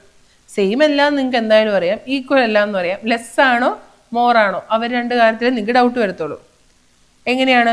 ലൈമ് ഫാറ്റ് ലൈമിനേക്കാളും എന്തായിരിക്കും? കുറച്ച് മാത്രമേ ഹീറ്റ് പ്രൊഡ്യൂസ് ചെയ്യത്തുള്ളൂ. ഫാറ്റ് ലൈം ആയിരിക്കും ഏറ്റവും കൂടുതൽ ഹീറ്റ് പ്രൊഡ്യൂസ് ചെയ്യുന്നത്. അതിനുശേഷമായിരിക്കും ഹൈഡ്രോളിക് ലൈം വരുന്നത്. പുവർ ലൈം എന്ന് പറഞ്ഞു കഴിയുമ്പം ഏറ്റവും കുറവ് ഹീറ്റ് പ്രൊഡ്യൂസ് ചെയ്യുന്നതായിരിക്കും. സ്ലേക്കിങ് ഇതിൻ്റെ നേരെ റിവേഴ്സ് കേസ് ആണ്. അപ്പോൾ ആ ഒരു സെയിം രീതി തന്നെ ആയിരിക്കും പോകുന്നത്. ഫാറ്റ് ലൈം ആണെങ്കിൽ റാപ്പിഡ്ലി നമ്മൾ എന്ത് ചെയ്യുന്നുണ്ടായിരിക്കും? സ്ലേക്ക് ചെയ്യുന്നുണ്ടായിരിക്കും. ഞാൻ ജസ്റ്റ് സ്ലേക്കിൻ്റെ കേസ് പറഞ്ഞതേ ഉള്ളൂ. ഹൈഡ്രോളിക് ആണെങ്കിൽ മോഡറേറ്റ്ലി ആയിരിക്കും. അതുപോലെ തന്നെ പുവർ ലൈമിൻ്റെ കേസിലാണെങ്കിൽ വളരെ സ്ലോ ആയിട്ടായിരിക്കും സ്ലേക്കിങ് നടക്കുന്നത്. ഇവർ രണ്ടുപേരെയും ഒന്ന് റിലേറ്റ് ചെയ്ത് പഠിച്ചു വെച്ചേക്കണം. ഒരേ രീതിയിൽ തന്നെ ആയിരിക്കും പോകുന്നത്. ഹൈഡ്രോളിക് ലൈമിന് ഹീറ്റ് ജനറേഷൻ എന്ന് പറയുന്നത് ഫാറ്റ് ലൈമിനെ വെച്ച് നോക്കുമ്പോൾ കുറവായിരിക്കും. പുവർ ലൈം എന്ന് പറയുന്നത് ഹൈഡ്രോളിക് ലൈമിനേക്കാളും കുറവായിരിക്കും. നിങ്ങളത് പഠിച്ചു വെച്ചേക്കുന്നതായിരിക്കും. ഓപ്ഷൻ ബി ആണ്, ലെസ് ആണ്. ഏകദേശം എല്ലാവർക്കും തന്നെ മനസ്സിലാവുന്ന അല്ലെങ്കിൽ കിട്ടുന്ന ഇതാണ്. ഇതൊരു നല്ല ക്വസ്റ്റ്യൻ ആണ്. Unit of measurement of bending and binding of steel reinforcement in MKS system, metre kelvin second system. ഇതെല്ലാം നമുക്ക് ബെൻഡിങ്ങും ബൈൻഡിങ്ങിനകത്ത് പറയുന്നതാണ്. MKS സിസ്റ്റത്തിനകത്ത് കോഡൽ പ്രൊവിഷൻ ഉള്ളതാണ്. എന്താണ് വാല്യൂ? പല ആൻസേഴ്സ് വരും എന്ന് എനിക്കറിയാം. ആൻസർ ഓപ്ഷൻ സി ആണ് വരുന്നത്. ക്വിൻ്റലിലാണ് നമ്മൾ MK സിസ്റ്റത്തിൻ്റെ കേസിൽ bending and minding of steel reinforcement measure ചെയ്യുന്നത്. അപ്പോൾ അതൊന്ന് നോട്ട് ചെയ്ത് വെച്ചേക്കുക. ഇതെല്ലാം നമുക്ക് വെയിറ്റ് മെഷർ ചെയ്യാൻ പറ്റുന്ന ആൾക്കാർ തന്നെയാണ് സ്റ്റീൽ റെയിൻഫോഴ്സ്മെൻറ്റിൻ്റെ കേസിൽ. അതിൽ MK സിസ്റ്റത്തിനകത്ത് ബെൻഡിങ് ആൻഡ് ബൈൻഡിങ്ങിൻ്റെ യൂണിറ്റ് ക്വിൻ്റലിലായിരിക്കും നമ്മൾ മെഷർ ചെയ്യുന്നത്. ഓക്കെ, 15th ക്വസ്റ്റ്യൻ നിങ്ങൾക്ക് എല്ലാവർക്കും അറിയാവുന്നതാണ്. ഒറ്റ കുഴപ്പമുള്ളൂ, യൂണിറ്റ് അറിഞ്ഞിരിക്കണം എന്ന് മാത്രമേ ഉള്ളൂ. നോക്കിയേ 15th ക്വസ്റ്റ്യൻ്റെ ആൻസർ എങ്ങനെയാണെന്ന് നോക്കി. നമ്മൾ സാധാരണ 3 or 4 രീതിക്ക് ഇത് പഠിക്കാറുണ്ട്. അറ്റ്ലീസ്റ്റ് കിലോഗ്രാം പെർ മീറ്റർ ക്യൂബിൽ, ഗ്രാം പെർ സെൻറ്റിമീറ്റർ ക്യൂബിൽ, ടൺ പെർ മീറ്റർ ക്യൂബിൽ, ഈ 3 എണ്ണത്തിലെ വാല്യൂ എങ്കിലും ഒന്ന് ഓർത്തിരുന്നേക്കണം. 2 എണ്ണം സെയിം ആണ്, ഒരാൾ ഡിഫറെൻ്റ് ആണ്. ഏതാണ് കറക്റ്റ് പറഞ്ഞേക്കുന്നത് നോക്കി. ആൻസർ പറയുന്നതിന് മുമ്പ് ഞാൻ തന്നെ ആദ്യം ഒന്ന് വാല്യൂസ് എഴുതി വയ്ക്കാം. 7850. അപ്പോൾ തന്നെ നിങ്ങൾക്ക് ആൻസർ കിട്ടും. 7850 കിലോഗ്രാം പെർ മീറ്റർ ക്യൂബ് എന്ന് പറയാം. അല്ലെങ്കിൽ 7.85 gram per CC centimetre cube എന്ന് പറയാം. അതുപോലെ തന്നെ 7.85 ടൺ പെർ മീറ്റർ ക്യൂബ്. ഇത്രയെങ്കിലും മിനിമം നിങ്ങൾ പഠിച്ചു വെച്ചേക്കണം. ഈ 3 എണ്ണം കേരള PSC പ്രീവിയസ് ആയിട്ട് വന്നിട്ടുള്ളതാണ്. 7850 കിലോഗ്രാം പെർ മീറ്റർ ക്യൂബാണ്. ഇത് വലിയ കൺഫ്യൂഷൻ വരാനായിട്ടില്ല. എന്നാലും ഗ്രാം പെർ ക്യൂബിക് മീറ്റേഴ്സ് ആണ്, CC അല്ല എന്തെങ്കിലും. സെൻറ്റിമീറ്റർ ക്യൂബ് ആയിരുന്നെങ്കിൽ ആ ആൻസർ 78 അല്ല 7.85 ആണ്. സോറി 7.85 ആണ് വരേണ്ടത്. എങ്കിലും കൺഫ്യൂഷൻ ആക്കാൻ അത് മതി. നിങ്ങൾ ഒരു 2 മിനിറ്റ് ഇരുത്തി വേണമെങ്കിൽ എനിക്ക് ഡൗട്ടാണ് ക്വസ്റ്റ്യൻ ഇട്ടിട്ട് പോകാമെന്ന് തോന്നാൻ അത് മതി.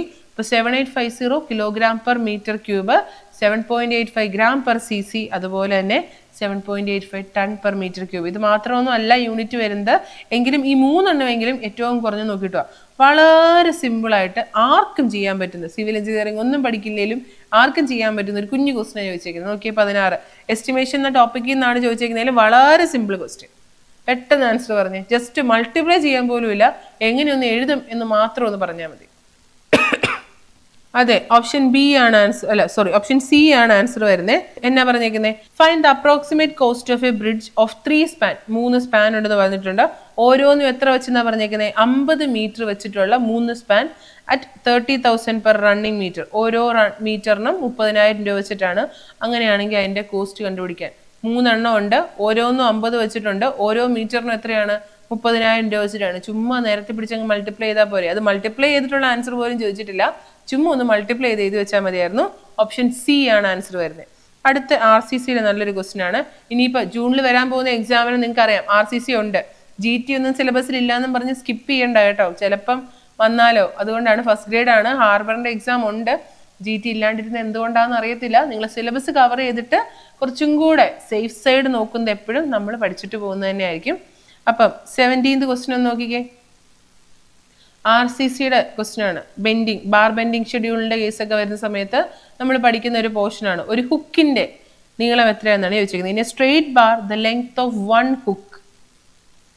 ഓപ്ഷൻ സി ആണ് ആൻസർ വരുന്നത്. 9D ആണ് നമ്മളെ സംബന്ധിച്ചിടത്തോളം ആൻസർ വരുന്നത്. ആ L+90 എന്തായിരിക്കും? ആ ബാറിന്റെ ലെങ്ത്തും ഒരു ഹുക്കും കൂടെ വരുമ്പോഴായിരുന്നു നമ്മൾ L+90. നിങ്ങൾ ചിലപ്പോൾ ടേബിളിൽ അങ്ങനെ ആയിരിക്കും എഴുതിയേക്കുന്നത്. ലെങ്ത്ത് L ആണ്, അതിന്റെ ഡയ എന്ന് പറയുന്നത് ക്യാപിറ്റൽ D ആണ്. അപ്പൊ ആ ഒരു ഹുക്ക് എന്ന് പറയുന്നത് 9D ആയിരിക്കും. അപ്പൊ ഒരു ഹുക്ക് 9D ആയിരിക്കും, 2 ഹുക്ക് ഉണ്ടെന്ന് പറഞ്ഞു കഴിഞ്ഞാൽ 18D ആയിരിക്കും. മൊത്തം ആ ഒരു റെയിൻഫോഴ്സ്മെന്റിന്റെ നീളം എത്രയാണെന്ന് ചോദിച്ചാൽ നിങ്ങൾ ചിലപ്പം L+90 L+18D എന്ന് എഴുതിയിട്ടുണ്ടായിരിക്കും. ഇവിടെ ചോദിച്ചേക്കുന്നത് എന്താണെന്ന് നോക്കണം. ഒരു ഹുക്കിന്റെ ലെങ്ത് എത്രയാണെന്ന് ചോദിച്ചേക്കുന്നത്, അല്ലാണ്ട് ആ ഫുൾ ബാർ ലെങ്ത് അല്ല നമ്മോട് ചോദിച്ചേക്കുന്നത്. അപ്പോൾ ഒരു ഹുക്ക് എന്ന് പറയുമ്പം 9D ആയിരിക്കും. അടുത്ത സിമ്പിൾ ആണ്. GT എന്നാണ് ചോദ്യമെങ്കിൽ പോലും റാങ്കൈൻസ് ഫോർമുല വെച്ചിട്ട് ചോദ്യം ഉണ്ടെങ്കിൽ പോലും എന്താണ് ആ ടേം എന്ന് മാത്രമേ ചോദിച്ചിട്ടുള്ളൂ. P എന്താണെന്നാണ് നിങ്ങൾക്ക് എല്ലാവർക്കും പെട്ടെന്ന് കിട്ടും. സാധാരണ P നമ്മൾ ആർക്കാ കൊടുക്കാറ്? ലോഡിനല്ലേ കൊടുക്കാറുള്ളൂ. വലിയ ചിന്തയൊന്നും റാങ്കൈൻസ് ഫോർമുലയൊന്നും പോയില്ലെങ്കിലും എന്ത് തന്നെ ആയിരിക്കും ആൻസർ വരാൻ ചാൻസ്? ഓപ്ഷൻ ബി ആയിരിക്കും. Load on soil in kilogram per metre square. Phi എന്ന് പറയുന്നത് നമ്മുടെ ആംഗിൾ ഓഫ് റീപോസ് ആണ്. അതൊക്കെ നിങ്ങൾ ഓൾറെഡി പഠിച്ചു വെച്ചേക്കുന്ന ആൾക്കാരൊക്കെ ആയിരിക്കും. ജസ്റ്റ് നോക്കിയേക്കുക. ഇതിപ്പോൾ വളരെ സിമ്പിൾ ആയിപ്പോ ഒരു ക്വസ്റ്റ്യൻ. റാങ്കൈൻസ് ഫോർമുല ഏതാന്ന് പോലും അല്ല ചോദിച്ചിരിക്കുന്നത്. റാങ്കൈൻസ് ഫോർമുല തന്നു, അതിൽ P. നമ്മൾ എപ്പോഴും P തന്നെ ആർക്കായിരിക്കും കൊടുക്കാറുള്ള? ലോഡാണ്. Kilogram per metre square. Unit അടക്കം തന്നിട്ടുണ്ട്, കൺഫ്യൂഷൻ ആക്കാനൊന്നുമില്ല. ഓക്കെ, 19th ക്വസ്റ്റ്യൻ നോക്കിക്കേ. The rate of hydration and hydrolysis of cement depend upon. Hydration അതുപോലെ തന്നെ ഹൈഡ്രോളിസിസ് ഒക്കെ ആരെയാണ് ഡിപ്പെൻഡ് ചെയ്യുന്നത്? സിമെന്റിന്റെ കുറച്ച് പ്രോപ്പർട്ടീസ് തന്നിട്ടുണ്ട്. അതിൽ ആര് ഡിപ്പെൻഡ് ചെയ്യുന്നതാണ്? ചിലപ്പോൾ ഇതൊരു നല്ല ക്വസ്റ്റ്യൻ ആയിരിക്കും, കുറച്ച് പേരൊക്കെ കണ്ടിട്ടുള്ളതായിരിക്കും, റിപ്പീറ്റ് ആണ്, പ്രീവിയസ് ഇയർ ആയിട്ട് വന്നിട്ടുള്ള ക്വസ്റ്റ്യൻ ആണ്, എങ്കിലും ഒന്ന് നോക്കിക്കേ. ഓപ്ഷൻ ബി ആണ് ആൻസർ. കുറച്ച് പേര് അങ്ങോട്ടും ഇങ്ങോട്ടും മാറുന്നുണ്ട്. The rate of hydration and hydrolysis of cement depend upon, ഫൈനസിനെ ഡിപ്പെൻഡ് ചെയ്തിട്ടാണ് ഹൈഡ്രേഷൻ. അതിന് എത്രത്തോളം ഫൈൻ ആണല്ലോ, എത്രത്തോളം ആ ഒരു ഗ്രെയിൻ സൈസ് ഉണ്ട് എന്നതിൻ്റെ ബേസിൽ ഫൈനസിനെ ഡിപ്പെൻഡ് ചെയ്തുകൊണ്ടാണ് ഹൈഡ്രേഷൻ അല്ലെങ്കിൽ ഹൈഡ്രോളിസിസ് എന്നുള്ള ആ ഒരു പ്രോപ്പർട്ടി ഇരിക്കുന്നത്. ഓക്കെ, ഇനി 20th ക്വസ്റ്റ്യൻ നോക്കിക്കേ. ബി സിയുടെ റൂഫിന്റെ എലമെന്റ്സിൽ നിന്നുള്ളൊരു ക്വസ്റ്റ്യൻ ആണ്. ചിലപ്പം നിങ്ങൾ ഒരു പേരായിരിക്കും കേട്ടിട്ടുണ്ടാവുക, പക്ഷേ ഈ 3 പേരും അതിനുള്ള ആൾ തന്നെയാണ്. ക്വസ്റ്റ്യൻ ഞാൻ പറയാം. The lower end of a hip rafter is generally supported on a diagonal piece of wood which is laid across the corner of the wall. ആ ഡയഗണൽ പീസ് നിങ്ങൾ ഏറ്റവും കൂടുതൽ ചിലപ്പോൾ കേട്ടിട്ടുണ്ടാവുക ഡ്രാഗൺ ബീം എന്നോ അല്ലെങ്കിൽ ആംഗിൾ ടൈ എന്നോ അങ്ങനെയൊക്കെ ആയിരിക്കും. ഈ 3 പേര് നമ്മൾ അതിന് പറയുന്നതാണ്. ഡ്രാഗൺ ബീം എന്നും പറയാറുണ്ട്, ഡ്രാഗൺ ടൈ എന്നും പറയാറുണ്ട്, അതുപോലെ തന്നെ ആംഗിൾ ടൈ എന്നും പറയാറുണ്ട്. ഓപ്ഷൻ ഡി ആണ്, ഓൾ ഓഫ് ദി എബോവ് ആണ് ആൻസർ വരുന്നത്. 3 പേരും പറയാറുണ്ട്. അപ്പോൾ അതുകൊണ്ട് ആ ഒരു കാര്യം ഒന്ന് നോക്കി വെച്ചേക്കാം. ഇനി അടുത്തത് ബ്രിക്കിൽ നിന്ന് തന്നെയുള്ള ബ്രിക്ക് മേസൺറി എന്നുള്ളൊരു ക്വസ്റ്റ്യൻ ആണ്. A wall thickness of a garden wall bond is. പെട്ടെന്ന് പറയായിരിക്കുമല്ലോ, നിങ്ങൾ ഓൾറെഡി ആ ഒരു ബ്രിക്ക് മേസൺറി ഒക്കെ നല്ലപോലെ നോക്കി വെക്കുന്നവരായിരിക്കും. നിങ്ങൾ ഈ പ്രത്യേകിച്ച് ഗാർഡൻ വാളിൻ്റെ ഒക്കെ വരുന്ന സമയത്ത് നമ്മൾ വാൾ തിക്നെസ്സിന് കുറച്ചും കൂടി ഇമ്പോർട്ടൻസ് കൊടുക്കുന്നതാണ്. അപ്പോൾ wall thickness of a garden wall bond is 30 അല്ല 20 സെൻറ്റിമീറ്റർ ആണ് wall thickness of a garden wall bond എന്ന് പറയുന്നത്. നിങ്ങൾ എവിടേക്കോ എന്തൊക്കെ കുറച്ച് കൺഫ്യൂഷൻസ് വരുന്നതാണ്. വാൾ തിക്നെസ് ഗാർഡൻ വാൾ ബോണ്ടിന്റെ കേസിൽ 20 സെൻറ്റിമീറ്റർ ആയിരിക്കും. ഓപ്ഷൻ സി ആണ് വരുന്നത്. ഓക്കെ, അടുത്തത് നോക്കിയേ. ബി സി ഇപ്പം ഇച്ചിരി കറക്കാണല്ലോ, അത് ഈ ക്വസ്റ്റ്യനകത്തും കുറച്ച് ടഫായിട്ടുള്ള ക്വസ്റ്റ്യൻസ് ഒക്കെയാണ് വരുന്നത്. നെക്സ്റ്റ് ക്വസ്റ്റ്യൻ, ഇനി ഈ ക്വസ്റ്റ്യൻ വന്നാൽ നമ്മുടെ കയ്യിൽ നിന്ന് പോകരുത്. നിമിയൊക്കെ നല്ലപോലെ നോക്കിയിട്ട് വേണം പോകാനായിട്ട്. കുറച്ച് ക്വസ്റ്റ്യൻസ് ഒക്കെ നിമീനെ ബേസ് ചെയ്തിട്ടും വരുന്നുണ്ടായിരിക്കും. In a vertical shore arranged in horizontal member and vertical member, these are. Shore എന്ന് പറഞ്ഞിട്ടുണ്ട് അല്ലേ? ഓപ്ഷനിൽ എവിടെയെങ്കിലും വേറെ ആർക്കെങ്കിലും ഒരു ഷോർ പറഞ്ഞിട്ടുണ്ടോ? പുട്ട്ലോഗ് നിങ്ങൾക്കറിയാം, അത് സ്കഫോൾഡിങ്ങിനകത്ത് വരുന്നതാണ്. നീഡിൽസ് നിങ്ങൾക്കറിയാം. ഷോർ അവിടെ വീണ്ടും ഡെഡ് ഷോർ ആൻഡ് നീഡിൽസ് ഉണ്ട്, നീഡിൽസ് ആൻഡ് ഡെഡ് ഷോർ ഉണ്ട്. ഏതായിരിക്കും ആൻസർ? നേരെ 2 ആൻസർ, എയും സിയുടെയും കേസിൽ ചെറിയൊരു പ്രശ്നം നിങ്ങൾക്ക് നോക്കിയാൽ മനസ്സിലാവും. നേരെ തിരിച്ചിട്ടേക്കുന്നത് അല്ലേ? നീഡിൽസ് ആൻഡ് ഡെഡ് ഷോർ എന്നും ഡെഡ് ഷോർ ആൻഡ് നീഡിൽസ് എന്നുമാണ് ഇട്ടേക്കുന്നത്. ഓപ്ഷൻ എ ആണ് ആൻസർ വന്നേക്കുന്നത്. Vertical shore arrangement in horizontal member and vertical member. അറിയാമെങ്കിൽ പോലും എന്താ ഉത്തരത്തിലോട്ട് എത്തരുത്. ഇതിനകത്ത് എവിടെയെങ്കിലും ആ ഷോർ എന്നുള്ളൊരു വാക്ക് കണ്ടിട്ട് നമ്മളൊന്ന് എറിയാൻ നോക്കുവാണെന്ന് വെച്ചാൽ പോലും കിട്ടരുതെന്നുള്ള രീതിക്കാണ് ആ എയും സിയും തന്നേക്കുന്നത്. ബ്രേസിങ്, ട്രാൻസ്ഫോമർ, പുട്ട്ലോഗ് ഇതൊക്കെ നമ്മൾ പഠിച്ചു വെച്ചേക്കുന്ന ആൾക്കാരാണ്. അപ്പോൾ നമ്മൾ ഇവരുമായിട്ട് ഷോറിങ്ങുമായിട്ടൊരു ബന്ധമില്ലെന്ന് നമുക്ക് മനസ്സിലാവും. ഇനി ആ ഒരു ഷോറ് കിടക്കുന്ന വാക്ക് കൊണ്ടെങ്കിലും ഒന്ന് ഉത്തരം എഴുതാന്ന് വെച്ച് കഴിഞ്ഞാൽ അത് പറ്റരുതെന്നും പറഞ്ഞിട്ടാണ് എയും സിയും തന്നേക്കുന്നത്. ഹൊറിസോണ്ടലായിട്ട് വരുന്നതിനെ നീഡിൽസ് വെച്ചിട്ടും വേർട്ടിക്കലായിട്ട് വരുന്നതിനെ ഈ പറയുന്ന ഡെഡ് ഷോർ വെച്ചിട്ടും 22 എ ആണ് ഓപ്ഷൻ വരുന്നത്. ഇപ്പോൾ മാറിപ്പോയേക്കരുത്, നല്ലൊരു ക്വസ്റ്റ്യൻ ആണ്. എറിഞ്ഞു പോലും നമുക്കൊരു ഉത്തരം കിട്ടരുതെന്ന് ഉറപ്പിച്ചുകൊണ്ട് ചോദിച്ചേക്കുന്നതാണ്. എയും സിയും നേരെ റിവേഴ്സ് തിരിച്ചിട്ടേക്കുന്നതാണ്. ഹൊറിസോണ്ടൽ മെമ്പറിന്റെ നീഡിലും വെർട്ടിക്കൽ മെമ്പറിന്റെ കേസിൽ നമ്മൾ ഡെഡ് ഷോർസും ആയിരിക്കും യൂസ് ചെയ്യുന്നത്. ഓക്കെ, നല്ലൊരു ക്വസ്റ്റ്യൻ ആണ്. അതിന് ഒത്തിരി ചോദിച്ചു കാണാത്തൊരു സാധനം. ഇത് സ്ഥിരം ക്വസ്റ്റ്യൻ 23. നോക്കിക്കേ. The test performed to find out the presence of soluble matter. Soluble മാറ്ററിന്റെ എല്ലാവരും ആൻസർ പറയുന്നുണ്ട്. ഓപ്ഷൻ സി തന്നെയാണ്, സ്മിത്ത് ആണ്. അങ്ങനെയാണ് ബാക്കിയുള്ള ടെസ്റ്റ് എന്തായിരുന്നു പറഞ്ഞു നോക്കി. ആസിഡ് ടെസ്റ്റ് എന്തായിരുന്നു? നമ്മൾ അതിന്റെ കുറച്ച് നേരം 7 ദിവസത്തേക്ക് നമ്മൾ ഇതിനകത്ത് ഇട്ടാൽ പോലും നല്ല രീതിക്ക് 1% HCl സൊല്യൂഷനകത്തൊക്കെ ഇട്ട് കഴിഞ്ഞിട്ട് നമ്മൾ 7 ദിവസം കഴിഞ്ഞിട്ട് എടുത്തു കഴിഞ്ഞാലും അതിന്റെ സൈഡെല്ലാം നല്ല ക്രിസ്പായിട്ട് തന്നെ ഇരിക്കും, എവിടെയും പൊടിഞ്ഞു പോയിട്ടൊന്നും ഇല്ല എന്നൊക്കെ പറഞ്ഞ് ഒരു 1% HCl എന്നൊക്കെ പറഞ്ഞ് നിങ്ങൾ ആസിഡ് ടെസ്റ്റ് പഠിച്ചിട്ടുണ്ടായിരിക്കും. അട്രീഷൻ എന്തായിരുന്നു? അട്രീഷൻ നിങ്ങൾക്ക് എല്ലാവർക്കും അറിയാം, വിയർ ആൻഡ് ടിയർ ടെസ്റ്റ് ചെയ്യുന്നതാണ്. ക്രിസ്റ്റലൈസേഷൻ എന്തായിരുന്നു? ഒരു Na2SO4 ഇട്ട് കൊടുക്കും എന്നൊക്കെ പറഞ്ഞ് ഒരു 4 ക്യൂബ് നമ്മൾ ഉണ്ടാക്കും. അതിന് 5 എന്തായിരുന്നു? 14%, 40 mm സൈസുള്ള 4 ക്യൂബ് ഉണ്ടാക്കും. അതിന് നമ്മൾ 14% Na2SO4 ഇട്ട് വയ്ക്കും. ജസ്റ്റ് ഒന്ന് ആലോചിച്ച് നോക്കുക കേട്ടോ. ക്രിസ്റ്റലൈസേഷൻ ടെസ്റ്റ് ഒക്കെ ഇതേ രീതി തന്നെയാണ്. നല്ലപോലെ ആ ഒരു വിയറും ടിയറും ഒന്നും ഇല്ലാണ്ട് പെർഫെക്റ്റ് ആയിട്ട് ലോസ്റ്റ് ഒന്നും ഇല്ലാണ്ട് ഇരിക്കുമെന്ന് നമ്മൾ ടെസ്റ്റ് നടത്തുന്നത് തന്നെയാണ്. ഇപ്പൊ സ്മിത്ത് ടെസ്റ്റ് ആണ്, സ്ഥിരമായിട്ട് ഇടയ്ക്കിടയ്ക്ക് വരുന്ന ഒരാളാണ്. ആട്രീഷൻ ഒക്കെ വരാറുണ്ട് വിയർ ആൻഡ് ടിയർ എന്നുള്ള കണ്ടീഷൻ വെച്ചിട്ട്. അടുത്തത് 2-3 ക്ലിന്നും ഫർണസും ഒക്കെ പറഞ്ഞേക്കുന്നതാണ്. 24ാമത്തെ ക്വസ്റ്റ്യൻ നോക്കിക്കേ.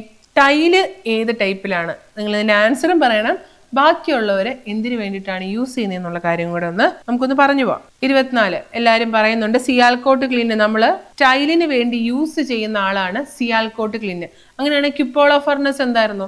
കാസ്റ്റ് അയൺ അല്ലേ? നമ്മൾ ആ സി വെച്ചൊക്കെ ആയിരിക്കും ചിലപ്പോൾ നിങ്ങൾ പഠിച്ചു വെച്ചേക്കുന്നത്. അയണിനകത്ത് നമ്മൾ പലതിനും പലതായിരുന്നു അല്ലേ? അപ്പൊ അതിനകത്ത് കാസ്റ്റ് അയൺ എന്ന് പറയുന്നത് ക്യുപ്പോള ഫർണസിൻ്റെ അകത്താണ്. ഹോഫ്മാൻ എല്ലാവർക്കും അറിയായിരിക്കും, നമ്മൾ ബ്രിക്കിന് വേണ്ടിയിട്ട് യൂസ് ചെയ്യുന്ന ഒരാളാണ്. എന്ത് ബ്രിക്കായിരുന്നു എഴുതാൻ വന്നത്, ചെറുതായിട്ടൊരു സ്പെല്ലിംഗ് മിസ്റ്റേക്ക് വന്നതാണ്. ഹോഫ്മാൻ എന്ന് പറയുന്നത് ബ്രിക്കിന്റെ കേസിലുള്ളതുമാണ്. ഇതൊക്കെ നിങ്ങൾ ഓൾറെഡി പഠിച്ചേക്കുന്നതായിരിക്കും. ക്ലാമ്പും അതിനകത്ത് തന്നെയായിരുന്നു. ക്ലിന്നിങ് ക്ലാമ്പും നമ്മൾ ബ്രിക്കിന് യൂസ് ചെയ്യും എന്നൊക്കെ പറയുമായിരുന്നു. ഹോഫ്മാൻ ക്ലീന് 2-3 ടൈപ്പ് ഉണ്ട്. സർഫസിൽ പകുതി മുകളിലും പകുതി താഴെ എന്നൊക്കെ പറഞ്ഞുള്ള കാര്യമൊക്കെ ഒന്ന് ഓർത്തേക്കണം. ഹോഫ്മാൻ ക്ലീൻ മാത്രമല്ല ഓട്ടറി ക്ലീൻ ഉണ്ടായിരുന്നു. അങ്ങനെ എല്ലാം ഒന്ന് ഓയിച്ച് വായിച്ചു പോകണം. ഈ ക്ലിന്നും ക്ലാമ്പും ഒക്കെ വരാൻ ചാൻസ് ഉള്ള ആൾക്കാരാണ്. ഓക്കെ, 25th ക്വസ്റ്റ്യൻ നോക്കിക്കേ. റിപ്പീറ്റഡ് ആയിട്ട് വരുന്ന ഹൈഡ്രോളിക്സിനകത്ത് പീസോമീറ്റർ അല്ലെങ്കിൽ ഏതെങ്കിലും ഒരു ഇൻസ്ട്രുമെന്റിന്റെ ബേസിൽ ചോദിക്കാറുള്ളൊരു ടൈപ്പ് ക്വസ്റ്റ്യൻ. ഇതെല്ലാവരും കറക്റ്റ് ആയിട്ട് തന്നെയാണ് പറയുന്നത്. Moderate pressure of liquid, moderate pressure measuring ഇൻസ്ട്രുമെന്റിനെയാണ് നമ്മൾ പീസോമീറ്റർ എന്ന് പറയുന്നത്. 25th എന്ന് പറയുന്നത് എ ആണ് ആൻസർ വരുന്നത്. 26 ഞാൻ കഴിഞ്ഞ ക്വസ്റ്റ്യൻ പേപ്പറിനകത്ത് ഇത് പഠിക്കാനുള്ള കോഡൊക്കെ പറഞ്ഞു തന്നായിരുന്നു. നിങ്ങൾ ഇതാണ് കാണുന്നതെങ്കിൽ ഇതിന് മുന്നേ ഉള്ള സെക്ഷൻ ഒന്ന് നോക്കണം. ഞാനെടുത്ത സെക്ഷനകത്ത് ഈ പറയുന്ന നമ്പേഴ്സിന് എളുപ്പത്തിലൊന്ന് പഠിക്കാനായിട്ട് ഞാനൊരു കുഞ്ഞു കോഡൊക്കെ ഒന്ന് വരച്ച് കാണിച്ചു തന്നായിരുന്നു. അപ്പോൾ അത് നോക്കിക്കണം. ഇവിടെ അങ്ങനെയാണെങ്കിൽ ഒന്ന് പറഞ്ഞു നോക്കിയേ. Inertia force to surface tension force ആണ് ചോദിച്ചിരിക്കുന്നത്. വെബേഴ്സ് നമ്പർ ആണ്. ആ ഒരു കോഡ് നിങ്ങളൊന്ന് വർക്ക് ചെയ്ത് നോക്കുക. എത്രത്തോളം വർക്ക് ആവുമെന്ന് എനിക്കറിയത്തില്ല. എനിക്ക് വളരെ യൂസ്ഫുൾ ആണ്. ഞാൻ ആ ഒരു കോഡ് എഴുതിയിട്ടായിരിക്കും എപ്പോഴും വരുന്നത്. ഇനിയും അത് റിപ്പീറ്റ് പറയണ്ടല്ലോ എന്ന് ഓർത്തിട്ടാണ് മുന്നത്തെ വീഡിയോയിൽ വളരെ ക്ലിയർ ആയിട്ട് പറഞ്ഞിട്ടുണ്ട്.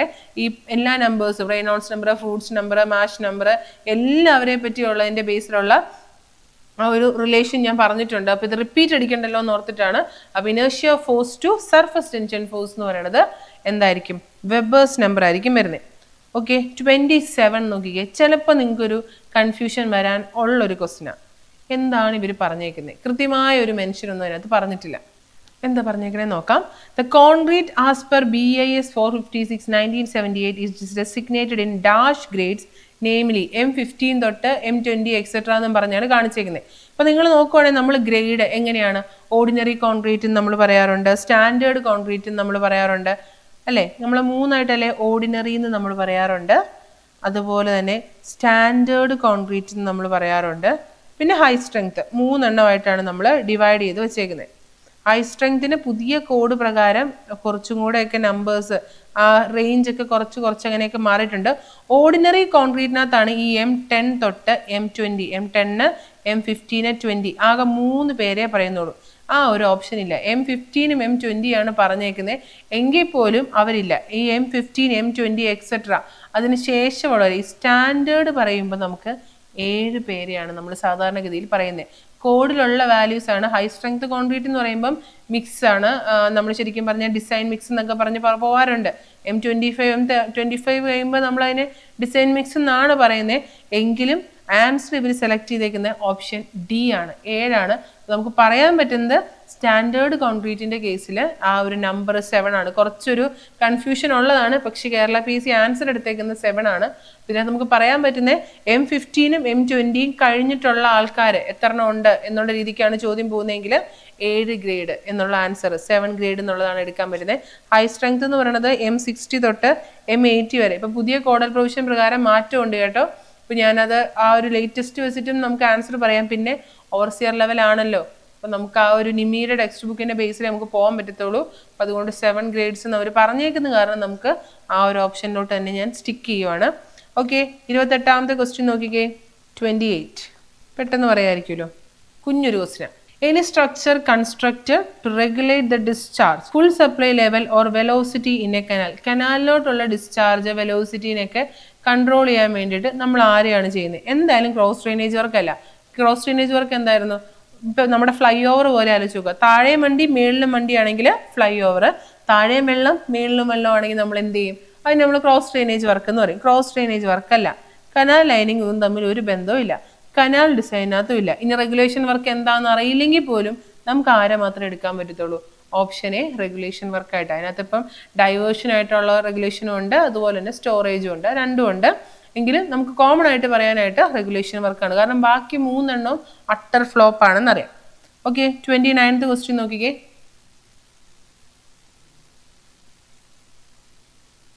ഒരു ലിക്വിഡിലിരിക്കുന്നത്. ഇതിനകത്ത് ഒത്തിരി ചിന്തിച്ചു പോകേണ്ട ആവശ്യമുണ്ടെന്ന് എനിക്ക് തോന്നുന്നില്ല. 3 എനർജിയുടെയും കൂടെ എന്തായിരിക്കും, സം ആയിരിക്കും വരുന്നത്. ഒരു മൂവ് ചെയ്യുന്ന സമയത്ത് എന്തായാലും ആര് കാണും, കൈനറ്റിക് എനർജി കാണും. അവിടെ ഇരുന്നിരുന്ന് കാരണമുണ്ട്, കുറച്ച് പാർട്ടിക്കിൾസ് ജസ്റ്റ് മോഷനിലോട്ട് കയറുന്ന കാരണം അവിടെ എന്തുണ്ടായിരിക്കും, പൊട്ടൻഷ്യൽ എനർജി ഉണ്ടായിരിക്കും. ഉറപ്പായിട്ടും ആ ലിക്വിഡിന്റെ പ്രഷർ എനർജിയും അതിൻ്റെ ഉള്ളിലുണ്ടായിരിക്കും. അപ്പോൾ potential energy plus kinetic energy plus pressure energy, അതിനകത്ത് 3 അതിനകത്ത് എന്തായിരിക്കും, ഇൻക്ലൂഡഡ് ആയിരിക്കും. ഓക്കെ, ആ ഒരു കാര്യം ഒന്ന് നോക്കി വെച്ചേക്കണം. അല്ലാണ്ട് മോഷനിലായ കാരണം പൊട്ടൻഷ്യൽ എനർജി ഇല്ല എന്നുള്ള രീതിക്കൊന്നും ചിന്തിച്ചേക്കരുത്. പൊട്ടൻഷ്യൽ എനർജി നമുക്ക് അതിനകത്ത് ബാധകമായിട്ടുള്ള ആൾ തന്നെയാണ്. ഓക്കെ, നമുക്ക് 30ാമത്തെ ക്വസ്റ്റ്യൻ നോക്കാം.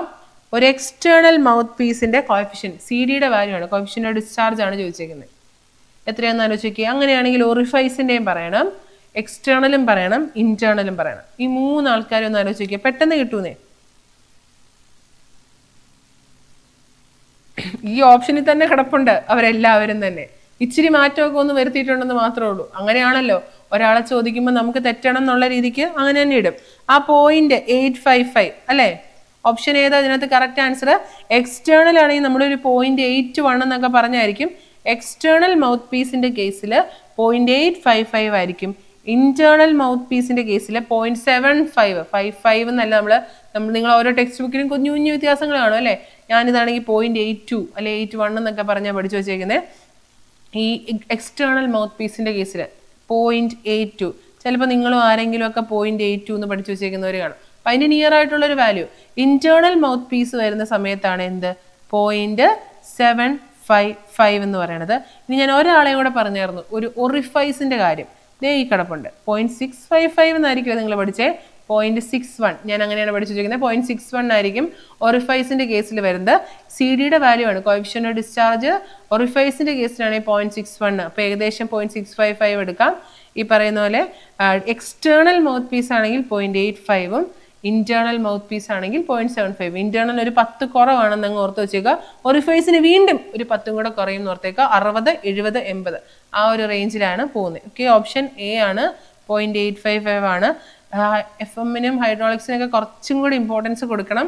ചില ക്വസ്റ്റ്യൻസ് വരുമ്പോൾ ഒരു മന്ദഗതി, അത് സ്റ്റിൽ കണ്ടിന്യൂയിങ് ആണ്. ചില സബ്ജക്റ്റ് ഭയങ്കര എളുപ്പത്തിൽ നിങ്ങൾ ഹാൻഡിൽ ചെയ്യുന്നുണ്ട്, ചില സബ്ജക്റ്റ് ടഫാണ്. ഓവർസിയറിന് അങ്ങനെ ഒരു ചാൻസ് എടുക്കാൻ നിങ്ങൾക്ക് പറ്റത്തില്ല. നിങ്ങൾക്ക് തന്നെ അറിയാം ഒരു കട്ട് ഓഫ് അല്ലെങ്കിൽ മാർക്ക് സ്കോർ ചെയ്യുന്നത് എത്രത്തോളമാണെന്ന്. 90s-ലും 80s-ലും ഒക്കെ ഔട്ട് ഓഫ് 100-ൽ മാർക്കുള്ള ഇഷ്ടം പോലെ പിള്ളേരുണ്ട്.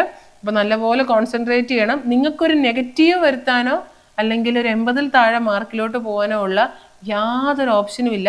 എല്ലാം നോക്കിയിട്ട് വേണം എക്സാമിന് പോകാനായിട്ട്. ഓക്കെ, 31st ക്വസ്റ്റ്യൻ നോക്കിക്കേ. ഒരു ഓഫ് ടേക്കിംഗ് കനാൽ, ഒരു കനാലിൽ നിന്ന് നിങ്ങളിങ്ങനെ ഒരു പടമൊക്കെ വരച്ചിട്ടുണ്ടായിരിക്കുമല്ലോ, ഒരു റിവർ ആണെന്ന് വയ്ക്കാം. ഒരു റിവറിൽ നിന്ന് ഇവിടെ നമ്മളൊരു വിയറൊക്കെ കൊടുത്തു. ഇവിടെ നിന്നൊരു കനാൽ എടുത്ത് പോവുകയാണെങ്കിൽ ഒരു ഓഫ് ടേക്കിംഗ് കനാലിലോട്ട് വെള്ളം കൊടുക്കാനായിട്ട് നമ്മൾ ഇവിടെ തുടക്കത്തിൽ ഒരാളെ കൊടുക്കുമായിരുന്നു അല്ലേ. എന്തായിരുന്നു അതിൻ്റെ പേര്? Head work. Option C. ഒരു കനാലിൻ്റെ സ്റ്റാർട്ടിങ്ങിൽ വെള്ളം ഒരു ഓഫ് ടേക്കിംഗ് കനാലിലോട്ട് ഇങ്ങനെ കൊടുക്കാൻ വേണ്ടിയിട്ട് നമ്മളൊരു ഇറങ്ങിപ്പോകുന്ന അല്ലെങ്കിൽ വെള്ളം എടുത്തുകൊണ്ട് പോകുന്ന കനാലിൻ്റെ ഇനീഷ്യൽ സ്റ്റാർട്ടിങ് പോയിന്റിൽ കൊടുക്കുന്ന ആളെയാണ് നമ്മൾ ഹെഡ് വർക്ക് എന്ന് പറയുന്നത്. ഓക്കെ, 32 ക്വസ്റ്റ്യൻ നോക്കിക്കേ. ഇച്ചിരി സ്പീഡിൽ പോവുകയാണെങ്കിൽ നമ്മുടെ സമയത്തിൻ്റെ പരിമിതി കാരണമാണ്. 32. Any hydraulic structure constructed across a river to store water on its upstream side. വെള്ളം സ്റ്റോർ ചെയ്യാന്ന് പറഞ്ഞാൽ ആര് മാത്രമേ ഉള്ളൂ? ഓപ്ഷൻ ഡി ആയിരിക്കും, ഡാം ആയിരിക്കും. അത് റേസ് ചെയ്യാനാണെന്ന് പറഞ്ഞാലാണ് നമുക്ക് 2 ആൾക്കാർ വരുന്നത്. ബിയറും വരാം, ബാരേജും വരാം. അതൊരു സോളിഡ് ഒബ്സ്ട്രക്ഷൻ ആണ്, സ്റ്റോർ ചെയ്യാനാണെന്ന് പറഞ്ഞു കഴിഞ്ഞാൽ നമുക്ക് ബിയറിനെ എടുക്കാം. ഒരു ഗേറ്റ് അറേഞ്ച്മെന്റ് ആണ് വെള്ളം സ്റ്റോർ ചെയ്യാനെന്ന് പറഞ്ഞു കഴിഞ്ഞാൽ ആരെയും നമുക്ക് എടുക്കാൻ പറ്റും? ബാരേജിന് എടുക്കാൻ പറ്റും. ഇവിടെ ഓപ്ഷൻ ഡി ആണ്, വെള്ളത്തിന് സ്റ്റോർ ചെയ്യാനെന്ന് ക്ലിയർ ആയിട്ട് പറഞ്ഞിട്ടുണ്ട്. റേസ് ചെയ്യാനെന്ന് പറഞ്ഞാലാണ് 2 ഓപ്ഷൻസ് ഉള്ളത്, വിയറും ബാരേജും. അതൊരു സോളിഡ് ഒബ്സ്ട്രക്ഷൻ ആണ്, റേസ് ചെയ്യാനെങ്കിൽ വിയർ ആയിരിക്കും. ഗേറ്റ് അറേഞ്ച്മെന്റ് കൊടുത്തിട്ടാണ് നമ്മൾ വാട്ടറിന്റെ ലെവൽ റേസ് ചെയ്യുന്നതെങ്കിൽ അതിന്റെ ആൻസർ വരുന്നത് എന്തായിരിക്കും? ബാരേജും ആയിരിക്കും. അടുത്ത 33 എന്ന് നോക്കിയേ, സിമ്പിൾ ആ സാധനം. The efficiency of power transmission. Efficiency എന്തായിരുന്നു? ഔട്ട്ലെറ്റ് ഡിവൈഡ് ബൈ ഇൻലെറ്റ് അല്ലേ വരത്തുള്ളൂ. അപ്പോൾ ഔട്ട്ലെറ്റിലോട്ട് ചെല്ലുമ്പോഴത്തേക്ക് ഉറപ്പായിട്ടും എന്ത് സംഭവിച്ചിട്ടുണ്ടായിരിക്കും? നമുക്ക് കുറച്ച് വെള്ളത്തിന് എന്ത് ലോസ് സംഭവിച്ചിട്ടുണ്ടായിരിക്കും. Power delivered at outlet. Efficiency അങ്ങനെ ആയിരിക്കും നിങ്ങൾ ഇക്വേഷൻ പഠിച്ചേക്കുന്നത്. Power delivered at outlet divided by power at inlet. ഇൻലെറ്റിനേക്കാളും കുറച്ച് ഹെഡ് കുറച്ച് കുറവായിരിക്കും. അപ്പോൾ ആ ഹെഡിൽ നിന്ന് ഫ്രിക്ഷൻ കാരണമുള്ള HF ഫ്രിക്ഷൻ ലോസ് ആണ്. H - HF divided by H. Final output ഫൈനലിൽ എത്തുന്ന ഔട്ട്ലെറ്റിലുള്ളത് ഡിവൈഡ് ബൈ ഇൻലെറ്റ്. ആ ഹെഡിന് ഒരു ചെറിയ ലോസ് സംഭവിക്കും HF ഫ്രിക്ഷൻ കാരണം. അപ്പോൾ ആ കുറഞ്ഞ വാല്യൂവിനാണ് H-HF ഡിവൈഡഡ് ബൈ H എന്ന് പറയുന്നത്. 34 നോക്കിക്കേ, ഞാൻ ക്വസ്റ്റ്യൻ ഒന്ന് വായിക്കുവാണേ. The cost of construction including all expenditure incurred from the beginning. എല്ലാ കോസ്റ്റും ഉൾപ്പെടുത്തിക്കൊണ്ടുള്ള ആളെ എന്താ നമ്മൾ പറയുന്നത്? ഓപ്ഷൻ ബി ആണ്, ക്യാപിറ്റൽ കോസ്റ്റ് ആണ്. ഇനീഷ്യൽ തൊട്ട് ഫൈനൽ വരെയുള്ള എല്ലാ കോസ്റ്റും നമ്മൾ പറയുന്നുണ്ടെങ്കിൽ അതിനെ നമ്മൾ പറയുന്നതാണ് capital cost. Okay, 34th question നോക്കിക്കേ. The total cost of construction, including all expenditures incurred from the beginning up to the end of completion of work. തുടക്കം തൊട്ട് അവസാനം വരെയുള്ള കോസ്റ്റ് എത്രയാണെന്നാണ് ചോദിച്ചിരിക്കുന്നത്. ആരേ ഉള്ളൂ ആൻസർ? നമുക്കതിന് ക്യാപിറ്റൽ കോസ്റ്റ് ഓപ്ഷൻ ബി ആയിരിക്കും നമ്മളതിന് ആൻസർ പറയുന്നത്. സ്റ്റാർട്ടിങ് തൊട്ട് എൻഡ് വരെ ആ ഒരു കൺസ്ട്രക്ഷന് നിങ്ങൾക്ക് എന്താണോ എക്സ്പെൻസ് വന്നത് അതിനെയാണ് നമ്മൾ എന്തെന്ന് പറയുക? Capital cost. ആ ചെലവായ തുക നമ്മൾ ബുക്ക് പ്രൈസ് ആയിട്ട് എഴുതി വെക്കുന്നതിനെയാണ് നമ്മൾ ബുക്ക് വാല്യൂ എന്ന് പറയുന്നത്. അപ്രോക്സിമേറ്റും പ്രൈം കോസ്റ്റും അങ്ങനെ കാര്യമായ അപ്രോക്സിമേറ്റ് നമ്മൾ മുൻകൂട്ടി ഏതെങ്കിലും എസ്റ്റിമേറ്റ് ഒക്കെ കണ്ടുവച്ച് അല്ലെങ്കിൽ ഏതെങ്കിലും മെത്തേഡ് യൂസ് ചെയ്തൊരു എസ്റ്റിമേറ്റഡ് കോസ്റ്റ് അല്ലെങ്കിൽ അപ്രോക്സിമേറ്റ് കോസ്റ്റ് പറയുന്നതായിരിക്കും. പ്രൈം കോസ്റ്റിന് അത്രയും ഇമ്പോർട്ടൻസ് ഇല്ല. ക്യാപിറ്റൽ കോസ്റ്റ് ആണ് ഒരു തുടക്കം തൊട്ട് ഒടുക്കം വരെയുള്ള എല്ലാ കാര്യങ്ങളെയും കുറിച്ച് എഴുതി വെക്കുന്നത്. അതൊരു ബുക്കിൽ നോട്ട് ചെയ്യുന്നുണ്ട്. മിക്കവാറും നമ്മുടെ ടാക്സും കാര്യങ്ങളൊക്കെ എടുക്കാൻ വേണ്ടിയിട്ടൊക്കെ ആയിരിക്കും ആ ഒരു സ്ഥലത്തിൻ്റെ അല്ലെങ്കിൽ ആ ഒരു പ്രോപ്പർട്ടിയുടെ പ്രൈസ് എടുക്കുന്നുണ്ടെങ്കിൽ അതിനെയാണ് നമ്മൾ ബുക്ക് വാല്യൂ എന്ന് പറയുന്നത്. ഓക്കെ, ഓപ്ഷൻ ബി ആണ് ആൻസർ. 35th ക്വസ്റ്റ്യൻ നോക്കിക്കേ. 35th ക്വസ്റ്റ്യൻ സ്വിംഗ് ഡോറിന്റെ കേസ്. ഞാൻ പറഞ്ഞില്ല BC ഇത്തവണ കുറച്ച് ഒരു ലെവൽ പടി മുന്നോട്ട് കയറിയിട്ടാണ്. നിമിയിലെ കുറെ ക്വസ്റ്റ്യൻസ് ആണ് വരുന്നത്. അപ്പോൾ നോക്കിക്കേ, swing door is provided with special hinges. Swing ഡോറിന്റെ ക്വസ്റ്റ്യൻ ആണ്. സ്പെഷ്യൽ ഹിഞ്ചസ് വെച്ചിട്ടുള്ള എന്താണ് സ്വിംഗ് ഡോർ? നിങ്ങൾക്ക് അറിയാമായിരിക്കുമല്ലോ, നമ്മുടെ നിങ്ങൾ കോളേജിലൊക്കെ ആണെങ്കിലും കണ്ടിട്ടുള്ളതായിരിക്കും. സാധാരണ ഒരു ഗവൺമെന്റ് ഓഫീസിലൊക്കെ പോകുമ്പോൾ ഏറ്റവും കൂടുതൽ നമുക്ക് കാണാൻ പറ്റുന്ന ആളാണ് സ്വിംഗ് ഡോർ. പ്രിൻസിപ്പലിന്റെ റൂമൊക്കെ മിക്കപ്പോഴും അങ്ങനത്തെ ഒരു ഡോർ നമ്മുടെ ഫ്രണ്ടിൽ കാണുകയും ചെയ്യാം. ആൻസർ ഏതാ നോക്കിയേ? Swing door. ഓപ്ഷൻ ഡി ആണ്, ഡബിൾ ആക്ഷൻ സ്പ്രിങ് അല്ലേ. നമുക്ക് അങ്ങോട്ടേക്കും നമ്മൾ അകത്തുനിന്ന് പോകുമ്പോൾ പുറത്തോട്ടും നമ്മൾ തള്ളാറുണ്ട് ആ കുഞ്ഞു ഡോറിനെ. പുറത്തുനിന്ന് വരുമ്പോൾ നമ്മൾ അകത്തോട്ടേക്കും തള്ളാറുണ്ട് അല്ലേ. അപ്പൊ രണ്ട് സൈഡിലോട്ടും ആ ഒരു ഡോറ് സ്വിംഗ് ഡോർ എന്താ നിങ്ങൾക്ക് മനസ്സിലായെന്ന് ഞാൻ വിചാരിക്കുന്നു. നമ്മൾ ഈ പ്രിൻസിപ്പലിന്റെ ഒക്കെ റൂമിലോട്ട് കയറുമ്പോൾ അവർ മെയിൻ ഡോറിനേക്കാളും ഫ്രണ്ടിൽ ചെറുതായിട്ടൊരു ഡോർ ഉണ്ടാകാറുണ്ടല്ലോ. അപ്പൊ അതിനൊരു ഡബിൾ ആക്ഷൻ ആയിരിക്കും. ഫ്രണ്ടിലോട്ടും ബാക്കിലോട്ടും ഒരേ രീതിയിൽ ഓപ്പണിംഗ് നടക്കുന്നതാണ്. ഓപ്ഷൻ ഡി ആണ്, ഡബിൾ ആക്ഷൻ സ്പ്രിംഗ് ഹിഞ്ച് ആയിരിക്കും നമ്മൾ അതിന് യൂസ് ചെയ്യുന്നത്. 36th ക്വസ്റ്റ്യൻ നോക്കിക്കേ. ഒരു അപ്പർ ഫ്ലോറിന്റെ മേജർ പ്രോബ്ലം ആണ് ചോദിച്ചിരിക്കുന്നത്. എന്തായിരിക്കും അപ്പർ ഫ്ലോറിന്റെ മേജർ പ്രോബ്ലം? എന്തായാലും ഡാംനെസ് അല്ല. ആ ഒരു ഗ്രൗണ്ട് ഫ്ലോർ അല്ലാതെ വേറെ ആർക്കും എന്തുണ്ടാവത്തില്ല. ഈ ഡാംനെസിന്റെ ഇഷ്യൂസ് അത്ര എഫക്റ്റ് ചെയ്യില്ല. സോയിൽ നിന്ന് മോയ്സ്ചർ ഒരു നനവ് കയറാനുള്ള ചാൻസ് ഗ്രൗണ്ട് ലെവലിനല്ലാണ്ട് വേറെ ഒരിടത്തും, അല്ലെങ്കിൽ ഇനിയിപ്പോൾ ബേസ്മെന്റോ അങ്ങനെ ആരെങ്കിലും വേണം. അതല്ലാതെ സ്ഥിതിക്ക് ഒരിടത്തോട്ടും കയറത്തില്ല. പക്ഷെ സ്ട്രെങ്ത്തും സ്റ്റെബിലിറ്റിയും ഒരു മെയിൻ പ്രശ്നമാണ്. അപ്പൊ ബോത്ത് A and B ആണ്. സ്ട്രെങ്ത്തും ഒരു പ്രശ്നമാണ്, സ്റ്റെബിലിറ്റിയും അപ്പർ ഫ്ലോർസിനെ സംബന്ധിച്ചിടത്തോളം പ്രശ്നമാണ്. ഓപ്ഷൻ സി ആണ് ആൻസർ വരുന്നത്. ബോത്ത് A and B ആയിരിക്കും. ഓക്കെ, 37 നോക്കിക്കേ. സിമ്പിൾ ക്വസ്റ്റ്യനാണ്, നിങ്ങൾക്ക് എല്ലാവർക്കും അറിയായിരിക്കും. നമ്മൾ സ്റ്റെയർ പഠിക്കുന്ന സമയത്ത് പബ്ലിക് ബിൽഡിങ്ങിന്റെ കേസ് ആണെങ്കിലും റെസിഡൻഷ്യൽ ബിൽഡിങ്ങിന്റെ കേസിലാണെങ്കിലും എവിടെ കൊണ്ട് വെക്കണം എന്ന് നമ്മൾ എപ്പോഴും പറയുന്ന ഒരു ക്വസ്റ്റ്യനാണ്. ഒരു പബ്ലിക് ബിൽഡിങ്ങിലോട്ട് എവിടെയായിരിക്കും വെക്കേണ്ടത്? എൻട്രൻസ്. ഓപ്ഷൻ ഡി ആണ് ആൻസർ വരുന്നത്. ഒരു എൻട്രൻസ് അല്ലെ, നമ്മൾ കയറി വരുന്ന സ്ഥലത്ത് തന്നെ എന്തുണ്ടായിരിക്കണം? നമ്മളെ സംബന്ധിച്ചിടത്തോളം ഈ ഒരു സ്റ്റെയർ വേണം. ഇല്ലെങ്കിൽ നമ്മൾ സ്റ്റെയർ തപ്പി നടക്കും അല്ലേ. പക്ഷെ റെസിഡൻഷ്യൽ ബിൽഡിംഗ് ആണ് അങ്ങനെയാണോ? അല്ല, നമ്മളൊരു കോർണറിൽ കുറച്ചും കൂടെ റിസർവ്ഡ് ആയിട്ടുള്ള ഒരു സ്ഥലത്തായിരിക്കും നമ്മൾ ഈ ഒരു സ്റ്റെയർ റെസിഡൻഷ്യലിൽ വെക്കുന്നത്. പബ്ലിക് ബിൽഡിങ്ങിന്റെ കേസിൽ ഓപ്ഷൻ ഡി ആണ്, എൻട്രൻസിലാണ് വെക്കുന്നത്. ഇനി 38th ക്വസ്റ്റ്യൻ നോക്കിയേ. നമ്മൾ എപ്പോഴും പറയുന്ന ഒരു വാക്കാണ്, ചെറിയ GT ആയിട്ട് ബന്ധപ്പെടുത്തി വേണമെങ്കിൽ അങ്ങനെയും പറയാം. ലിക്വിഡിറ്റി ഇൻഡെക്സ്, പ്ലാസ്റ്റിസിറ്റി ഇൻഡെക്സ് ഒക്കെ ഒന്ന് ആലോചിച്ച് നോക്കുമ്പോൾ ചിലപ്പോൾ കിട്ടാം. ലിക്വിഡ് ലിമിറ്റ്, പ്ലാസ്റ്റിക് ലിമിറ്റ്, അങ്ങനെയുള്ള കാര്യങ്ങളൊക്കെ പഠിച്ച സമയത്ത് നമ്മളൊരു ചെറിയൊരു ഡയമീറ്ററിനകത്ത് പൊട്ടിപ്പോവില്ല എന്നൊക്കെ പറഞ്ഞ് നമ്മൾ പഠിക്കുന്നുണ്ട്. ഓപ്ഷൻ ബി ആണ് ആൻസർ വരുന്നത്. ലിക്വിഡ് ലിമിറ്റ് ഒക്കെ പറഞ്ഞപ്പോഴേക്കും കുറച്ച് പേർ കൂടെ ആൻസർ ഒക്കെ വരുന്നുണ്ട്. Tempering is properly carried out. A good brick earth can be rolled without breaking in small threads of 3 mm ഡയ. ഒരു 3 mm ഡയയിലുള്ള സാധനമാണെങ്കിൽ നന്നായിട്ട് പ്രോപ്പറായിട്ട് നമ്മൾ ടെമ്പർ ചെയ്തിട്ടുണ്ടെങ്കിൽ 3 mm ഡയ ഉള്ള ഒരു ചെറിയൊരു റോഡായിട്ട് നമ്മൾ ആ എർത്തിനെ ജസ്റ്റ് ഒന്നിങ്ങനെ റോഡ് പോലെ ആക്കി എടുത്തിട്ടുണ്ടെങ്കിൽ അവിടെ ക്രാക്കും ബ്രേക്കും ഒന്നും ഉണ്ടായിരിക്കത്തില്ല, ബ്രേക്കിംഗ് ഒന്നും ഉണ്ടായിരിക്കത്തില്ല എന്നാണ് പറഞ്ഞിരിക്കുന്നത്. ആൻസർ ഓപ്ഷൻ ബി ആണ്, 3 mm ആണ് വരുന്നത്. 39th ക്വസ്റ്റ്യൻ നോക്കിക്കേ. ഇത് വലിയ കൺഫ്യൂഷൻസ് വരാൻ ചാൻസ് ഇല്ല. ഷെഡ്യൂൾ ഓഫ് റേറ്റ് ആണോ അനാലിസിസ് ഓഫ് റേറ്റ് ആണോ എന്നെങ്കിലും വന്നാലേ ഉള്ളൂ. അതൊരു ബുക്കാണെന്നറിയാം. ഇത് കണ്ടുപിടിക്കുന്ന കാര്യമാണ് ചോദിച്ചിരിക്കുന്നത്. അപ്പോൾ എന്തായിരിക്കും?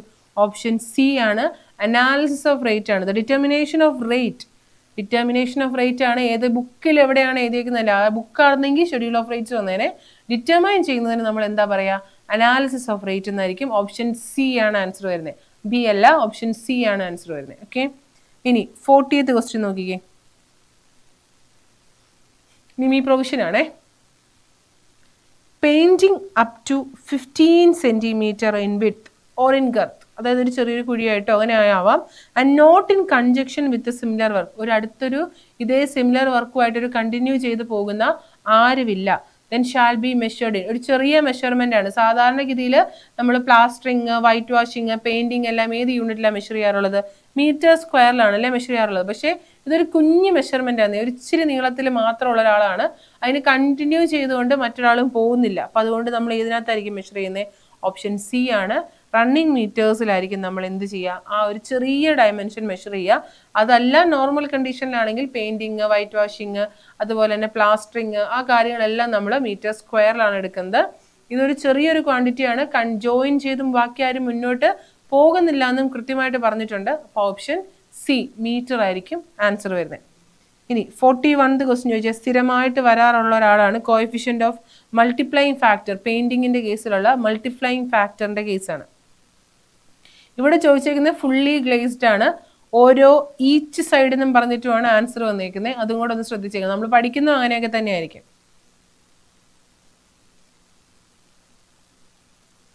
ഫുള്ളി ഗ്ലേസ്ഡിന്റെ കേസിൽ ഓപ്ഷൻ എ ആണ് ആൻസർ വരുന്നത്, കറക്റ്റ് ആൻസർ ആണ്. പാർഷ്യലി ഗ്ലേസ്ഡ് ആണെന്നെങ്കിലോ ഓപ്ഷൻ ബി വന്നേനെ അല്ലേ.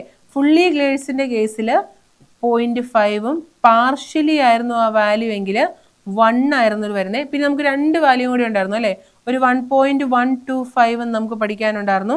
അതുപോലെ തന്നെ പിന്നെ ഒരു 1.5ഉം പഠിക്കാനുണ്ടായിരുന്നു. എന്തായാലും നമ്മൾ പറഞ്ഞല്ലേ, അതുകൂടെ ഓർത്ത് വെച്ചേക്കാം. ഈ പറഞ്ഞ വെനീഷ്യൻ അല്ലെങ്കിൽ ലോവേർഡ് അങ്ങനെയൊക്കെയാണ് നമ്മൾ ഡോറെങ്കിൽ 1.5 ആയിരിക്കും. വെനീഷ്യൻ അല്ലെങ്കിൽ ലോവേർഡ് നിങ്ങൾ പഠിച്ചതായിരിക്കും. പിന്നെ അടുത്തത് പാനൽഡ് ഡോർസിന്റെ കേസിലാണെങ്കിൽ 1.125 ആയിരിക്കും. അത് ഈച്ച് സൈഡിന്റെ കേസാണ്. × 2 ചെയ്യണം, 2 സൈഡും ചെയ്യുന്നതിന്റെ കേസിൽ. അതൊക്കെ ഓർത്ത് വെച്ചേക്കണം. ആരെയാണ് ചോദിക്കുന്നത്, പെർ ഈച്ച് സൈഡ് ആണോ 2 സൈഡാണ്. ഫോർ ഈച്ച് സൈഡ് ആണെങ്കിൽ ഒരു വാല്യൂ ആയിരിക്കും, × 2 ചെയ്യേണ്ടി വരും 2 സൈഡിനും കൂടെ ഉണ്ടെങ്കിൽ. അതൊക്കെ ഒന്ന് ഓർത്ത് വെച്ചേക്കാം. നിങ്ങൾ മൊത്തത്തിലാണോ പഠിച്ചേക്കുന്നത്, അത് ഓരോരുത്തർ പഠിക്കുന്ന രീതിക്കാണ്. ഈച്ച് സൈഡ് വെച്ച് പഠിച്ചു വിടുമായിരിക്കും എളുപ്പം കേട്ടോ. നമുക്ക് ഫുള്ളി ഗ്ലേസ്ഡ് ആണെങ്കിൽ 0.5ഉം പാർഷ്യലി ആണെങ്കിൽ 1ഉം ആയിരിക്കും വരുന്നത്. ഈ 1.125 കുറേ തവണ ചോദിച്ചിട്ടുള്ള ഒരാളാണ്. പാനൽഡ് ഡോർസിന്റെ എങ്ങനെയാണ്, അത് ചിലപ്പം 2 സൈഡിനും എന്നുള്ള രീതിക്കാണ് ക്വസ്റ്റ്യൻ കണ്ടേക്കുന്നത്. അതൊക്കെ ഒന്ന് ഓർത്ത് വെച്ചേക്കണം. ഇത് മാത്രമല്ല കുറേ കാണും, നിങ്ങൾ ഇത് 4 എണ്ണമെങ്കിലും മിനിമം ഒന്ന് പഠിച്ചു വെക്കാം. ഓക്കെ, 42 നോക്കിക്കേ. In which type of gross drainage work the canal water and the drainage water are permitted to intermingle with each other? വലിയ പ്രശ്നമൊന്നുമില്ല, ഗ്രോസ് ഡ്രെയിനേജ് വർക്കിന്റെ പ്രശ്നക്കാരൻ ആരും വന്നിട്ടില്ല. 2 ഒരേ ലെവലിലാണ്, അല്ലെങ്കിൽ 2 വാട്ടറേയും തമ്മിൽ ഒന്ന് മിക്സ് ആവാൻ നമ്മൾ സമ്മതിക്കുന്നുണ്ടെങ്കിൽ അത് ഏത് ടൈപ്പാണെന്ന് ചോദിച്ചേക്കുന്നത്. ഏത് ടൈപ്പായിരുന്നു, ഓപ്ഷൻ ഡി ആണ്, ലെവൽ ക്രോസിംഗ് ആണ് ആൻസർ വരുന്നത് അല്ലേ. 2 എണ്ണം ഒരേ ലെവലിൽ തന്നെ പോവുകയാണെങ്കിൽ ലെവൽ ക്രോസിംഗ് ആയിരിക്കും വരുന്നത്. സിമ്പിൾ ആയിട്ടുള്ള ഒരാളാണ്. 43 വളരെ കാര്യമായിട്ട് നിങ്ങൾ ക്വസ്റ്റ്യൻ വായിക്കേണ്ട ആവശ്യമൊന്നുമില്ല, വളരെ സിമ്പിൾ സാധനമാണ്. നമ്മൾ ക്വസ്റ്റ്യൻ വായിച്ച് കുഴപ്പിക്കാണ്ടിരുന്നാൽ മതി. 43 ഒന്ന് വായിച്ചു നോക്കിയ question. Which should give a clear picture or idea of the whole project or work. Full പ്രൊജക്റ്റിന്റെയും വർക്കിന്റെയും മൊത്തത്തിലുള്ളൊരു ഐഡിയ നമുക്ക് ആരാണ് തരുന്നത്? Option A estimate, option B specification, option C report, option D plan. ആദ്യത്തെ റിസീവ് ഇട്ടേരെ നിങ്ങൾക്ക് പുതിയൊരാളാണ്. എയും ബിയും ഡിയും ഇല്ലാണ്ട് നമുക്ക് മുന്നോട്ട് പോകാൻ പറ്റുമോ? പറ്റത്തില്ല. എസ്റ്റിമേറ്റ് മാത്രം കൊണ്ട് നിങ്ങൾക്ക് ഒന്നും ചെയ്യാൻ പറ്റില്ല, സ്പെസിഫിക്കേഷൻ മാത്രം കൊണ്ട് നിങ്ങൾക്ക് ഒന്നും ചെയ്യാൻ പറ്റില്ല, പ്ലാൻ തന്നെയും കൊണ്ട് ഒന്നും ചെയ്യാൻ പറ്റില്ല. ഇതിനെ 3 എണ്ണത്തിനെയും കൂടെ കമ്പൈൻ ചെയ്ത് ഒരു പ്രൊജക്ട് റിപ്പോർട്ട് ആക്കിയാലല്ലേ നമുക്ക് മുന്നോട്ട് പോകാൻ പറ്റത്തുള്ളൂ. ഓപ്ഷൻ സി ആണ്. വലിയ കാട് കടന്ന് ചിന്തിച്ച് ചെയ്യാൻ ഒന്നുമില്ല. ഇവർ 3 പേരെയും കൊണ്ട് നമുക്കൊന്നും തന്നെ ചെയ്യാൻ പറ്റില്ല. ആ 3 പേരെയും കൂടെ കമ്പൈൻ ചെയ്ത് നമ്മളൊരു റിപ്പോർട്ട് ഫോം ചെയ്യുവാണെങ്കിൽ അതിനെ ബേസ് ചെയ്തിട്ടായിരിക്കും വരുന്നത്. ഓക്കെ, ഇനി നെക്സ്റ്റ് ക്വസ്റ്റ്യൻ കാർപ്പറ്റേരിയയുടെ ബേസിലുള്ളതാണ്. നോക്കിക്കേ, 44. The carpet area of an office building is dash the plinth area. ഇത് റെസിഡൻഷ്യൽ ബിൽഡിങ്ങിന്റെ കൂടെ പറയണം. ഇതൊരു കൊമേഴ്ഷ്യൽ അല്ലെങ്കിൽ ഓഫീസ് ബിൽഡിങ്ങിന്റെ കേസാണ്. ഓഫീസ് ബിൽഡിങ്ങിന്റെ കേസിൽ ഓപ്ഷൻ ഏതാണ് ആൻസർ വരുന്നത്? 44 ഓപ്ഷൻ ഡി ആണ് വരുന്നത്. 60 മുതൽ 75% വരെ നമ്മൾ എന്ത് കൊടുക്കുന്നുണ്ടായിരിക്കും? കാർപ്പറ്റ് ഏരിയ പ്രൊവൈഡ് ചെയ്യുന്നുണ്ടായിരിക്കും. ഇനി അതൊരു റെസിഡൻഷ്യൽ ബിൽഡിംഗ് ആണെങ്കിലോ 50 മുതൽ 65%. രണ്ടും ചോദിച്ചിട്ടുണ്ട്. കാർപ്പറ്റ് ഏരിയ റെസിഡൻഷ്യൽ ബിൽഡിങ്ങിന്റെ കേസിലാണെങ്കിൽ 50 മുതൽ 65% വരെയും, അതൊരു പബ്ലിക് ബിൽഡിംഗ് അല്ലെങ്കിൽ ഓഫീസ് ബിൽഡിങ്ങിന്റെ കേസിലാണെങ്കിൽ കുറച്ചും കൂടെ വേണമല്ലോ കാർപ്പറ്റ് ഏരിയ. ഓപ്ഷൻ ഡി ആണ് 60 മുതൽ 75 വരെ. ആ ടേബിളൊക്കെ ഒന്ന് ഓർത്തെഴുതേക്കണം. റിയാബ് മിഷൻ എന്നൊക്കെ പറഞ്ഞായിരിക്കാം ചിലപ്പോൾ നിങ്ങൾ ഇങ്ങനെ ഒരു കോഡൊക്കെ നിങ്ങൾ പഠിച്ചു വെച്ചിട്ടുണ്ടായിരിക്കുമല്ലോ. റിയാബ് മിഷ് എന്നൊക്കെ പറഞ്ഞൊക്കെ.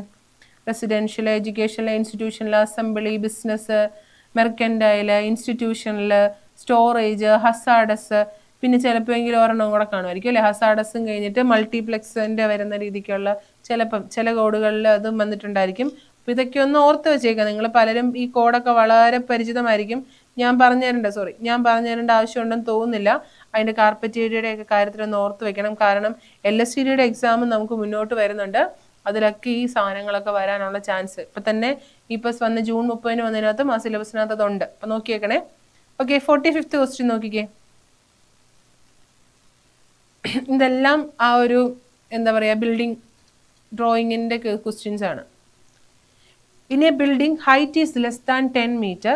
The front open space width of a building with the front street എത്രയാണെന്നാണ് ചോദിച്ചിരിക്കുന്നത്.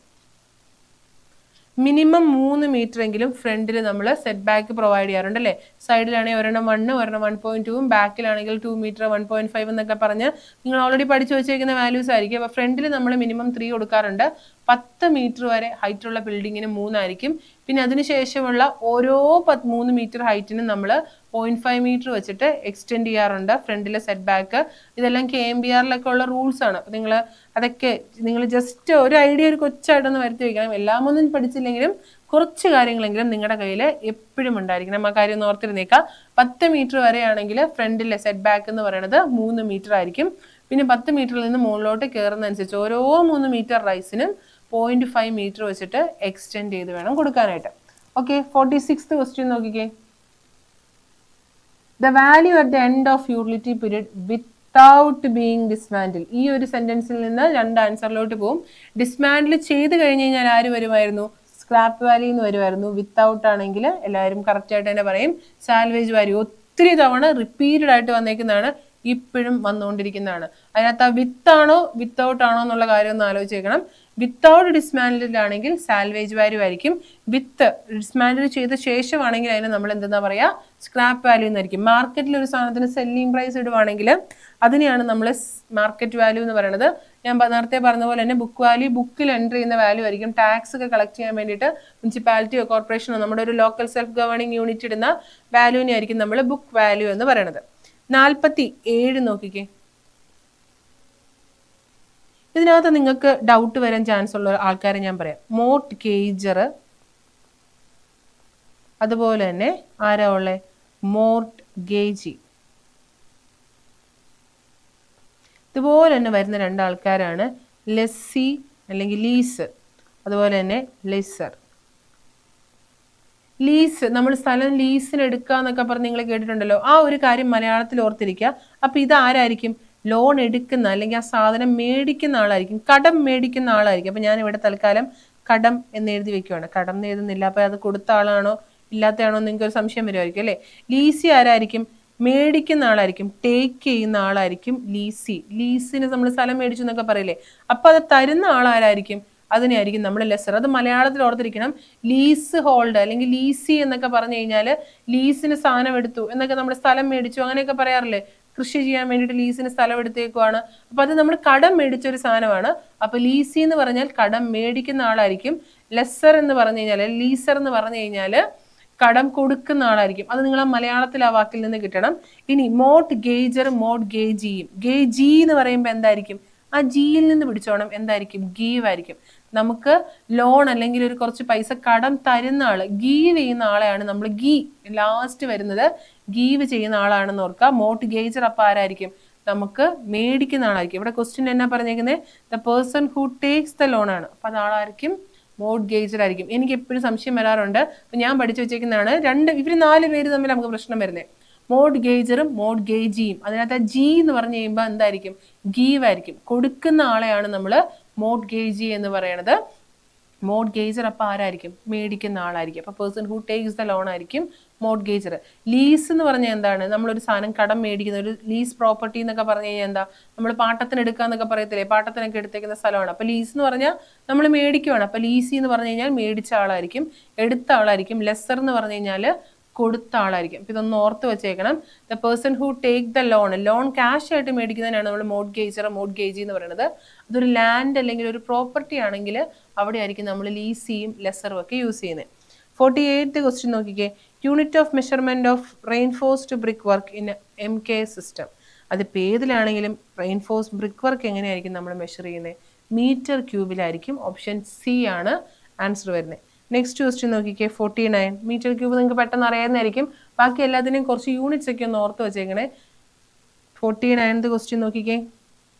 The cost under the item of work is calculated from quantities already computed at workable rate and the total cost is worked out.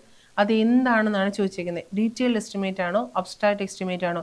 ഇവർ estimate detailed ആയിട്ട് ചെയ്തതിനെ പറ്റി എന്തെങ്കിലും പറഞ്ഞിട്ടുണ്ടോ? ഒന്നും പറഞ്ഞിട്ടില്ല. The cost under item of work is calculated. ഒരു cost നമ്മൾ കാൽക്കുലേറ്റ് ചെയ്തിട്ടുണ്ട് from the quantities already computed. എവിടെയോ വേറൊരിടത്ത് ക്വാണ്ടിറ്റീസ് കമ്പ്യൂട്ട് ചെയ്ത് വെച്ചിട്ടുണ്ട്.